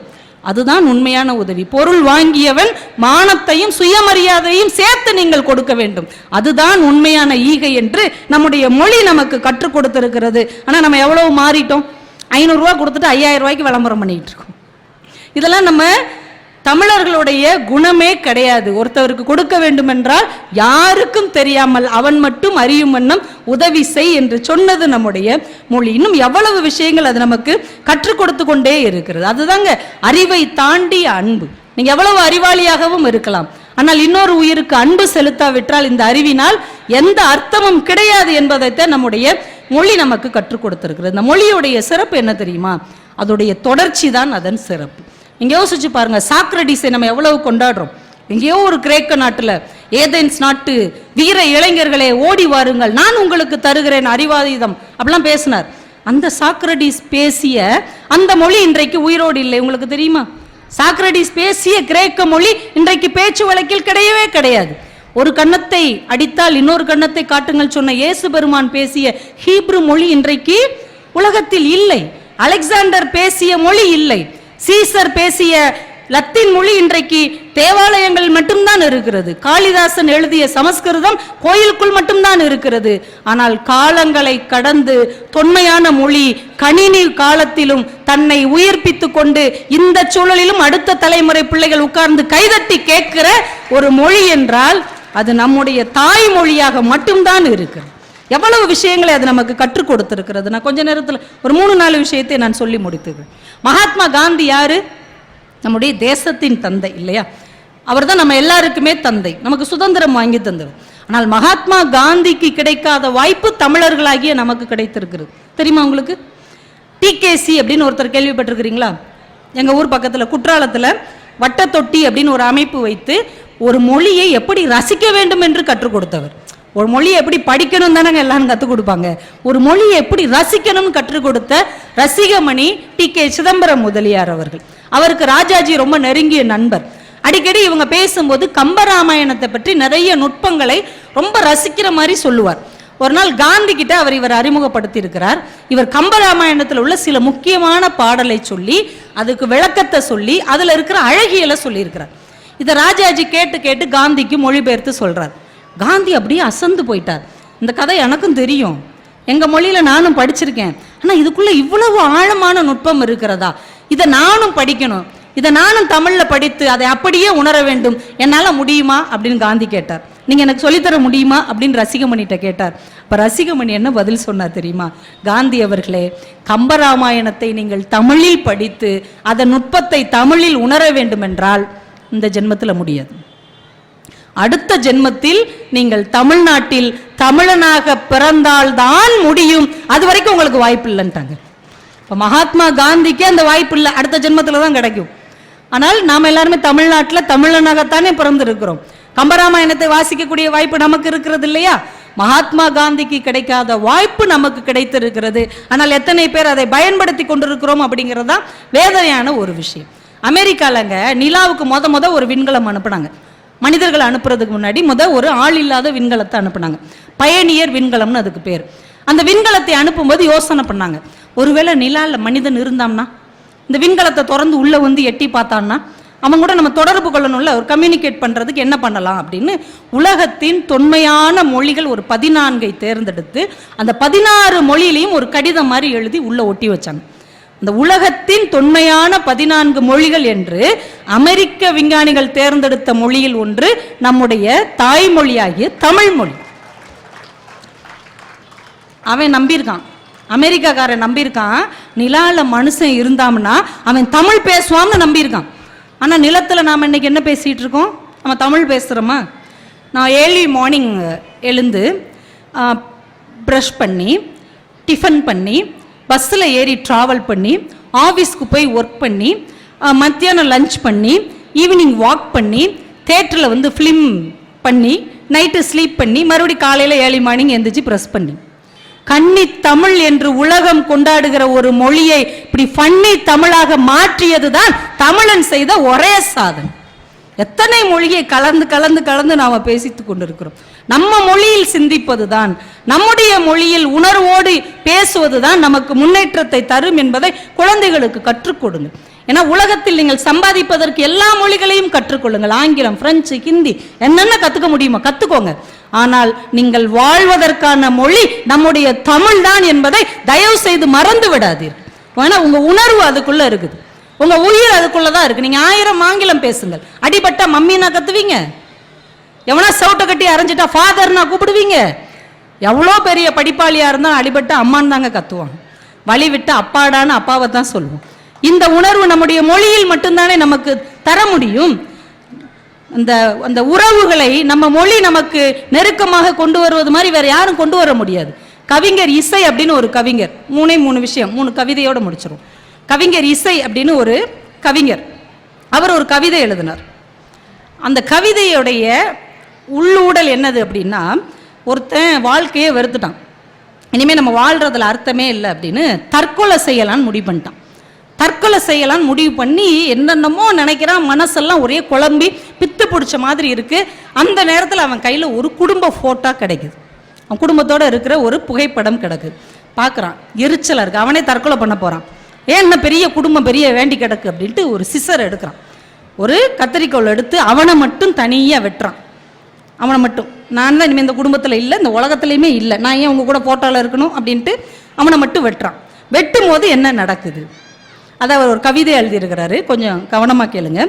தற்கொலைக்கு தயாராகிறவன் பித்து நிலையில் என்னென்னவோ செய்கிறான், அவன் கையில் குடும்ப படம் ஒன்று கிடைக்கிறது, அதிலிருந்து தனியே தன் உருவத்தை பிரித்தெடுக்கும் முயற்சியில் கத்தரிக்க துவங்குகிறான். எவ்வளவு நுட்பமாக செயல்பட்டும் தன் கையோடு கோர்த்திருக்கிற தங்கையின் சுண்டு விரல் நுனி கூடவே வருவேன் என்கிறது. கவிதை புரியுதா உங்களுக்கு? அவ்வளவு நுட்பமா கட் பண்றான். அவன் கையை பிடிச்சிக்கிட்டு இருப்பா பாருங்க, அவ தங்கச்சி, அவளுடைய சுண்டு விரல் நுனியை அவனால கட் பண்ணவே முடியல. இதுதாங்க நம்ம உறவு. வெளிநாட்டில் 18 வயது ஆகிவிட்டால் தாய், தந்தை, மகன், மகள் என்கின்ற உறவே கிடையாது. ஆனால் நம் தமிழ்நாட்டில், நம் இந்திய பண்பாட்டில் மட்டும்தான் இறந்து போனா கூட இவன் தான் அந்த பிள்ளைக்கு தாய் மாமன் என்று சொல்லக்கூடிய உணர்வு நம்மளுடைய உணர்வு. இந்த தங்கச்சி விரல் கூடவே வருது. நீங்க 1000 சண்டை போட்டிருக்கலாம், 1000 கோவித்து கொண்டு போயிருக்கலாம், சொத்துக்காக நீங்கள் பிரிந்து கூட போயிருக்கலாம். ஆனால் அண்ணன் என்று சொன்ன போது உங்க அண்ணனுடைய முகம் உங்களுக்குள்ள வருமா வராதா? தங்கச்சின்னு சொல்லும் போது உங்க தங்கச்சிகள்லாம் உங்க மனசுக்குள்ள வருவாங்களா வரமாட்டாங்களா?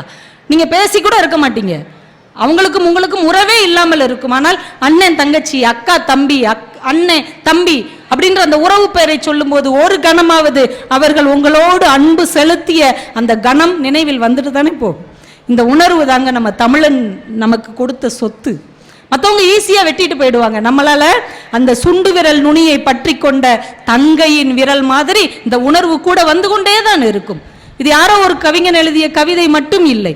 ஒரு 2-3 வருஷத்துக்கு முன்னாடி ஒட்டன் சத்திரத்துல வினோதினின்னு ஒரு பொண்ணு, அவளுக்கு பாண்டித்துறைன்னு ஒரு தம்பி, 2 பிள்ளைங்க அவளுக்கு, ஒரு பொண்ணு ஒரு பையன்.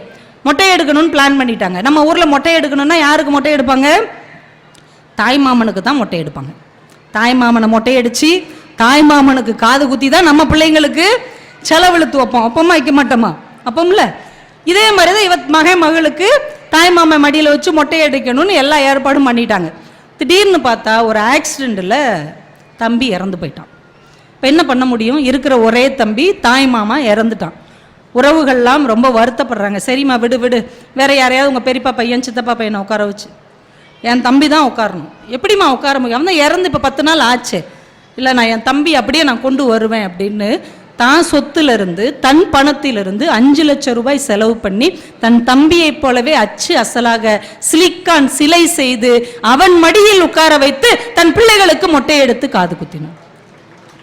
அது சிலைதான், அது பேசாது, அது உறவாடாது, மருமகன் மருமகளை அணைத்து கொள்ளாது. ஆனாலும் ஒரு உருவமாகவாவது என் தம்பி இந்த இடத்தில் இருக்க வேண்டும் என்று நினைத்தால் இல்லையா, அந்த உணர்வு தான் நம்முடைய தமிழ் உணர்வு. அது அந்த சுண்டு விரல் போல நம்மை பிடித்து கொண்டே வரும், அது நம்மை விட்டு போகாது. இது எதன் மூலமாக நீங்கள் பிள்ளைகளுக்கு கற்றுத்தர முடியும்?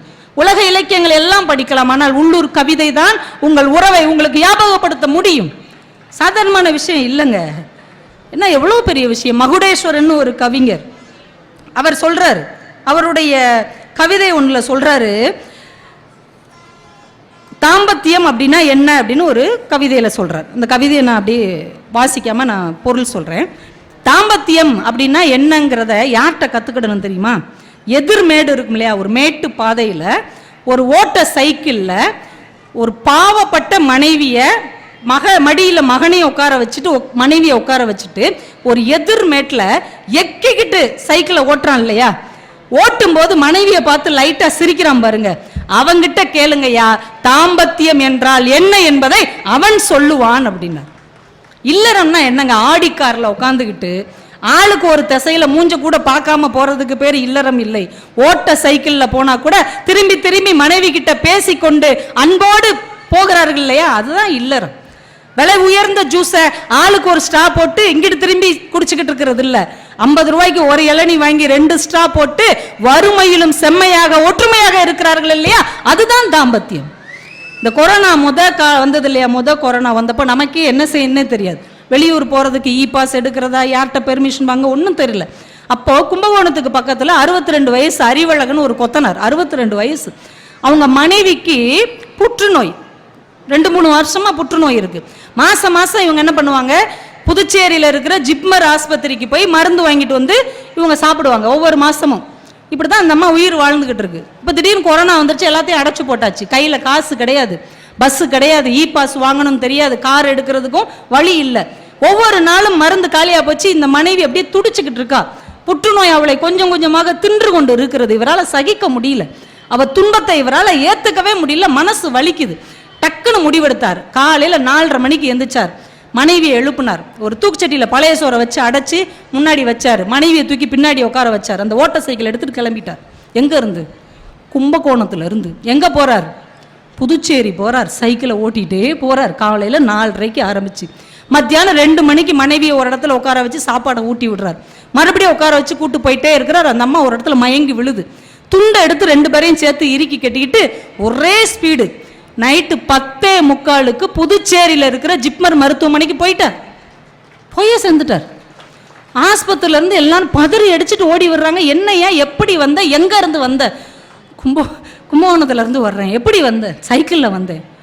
60 வயசுக்கு மேலே இருக்கும் போலையே. ஆமாம், என் மனைவிக்காக வந்தேன். எப்படியா அவ்வளோ, எத்தனை கிலோமீட்டர்னு உனக்கு தெரியுமா?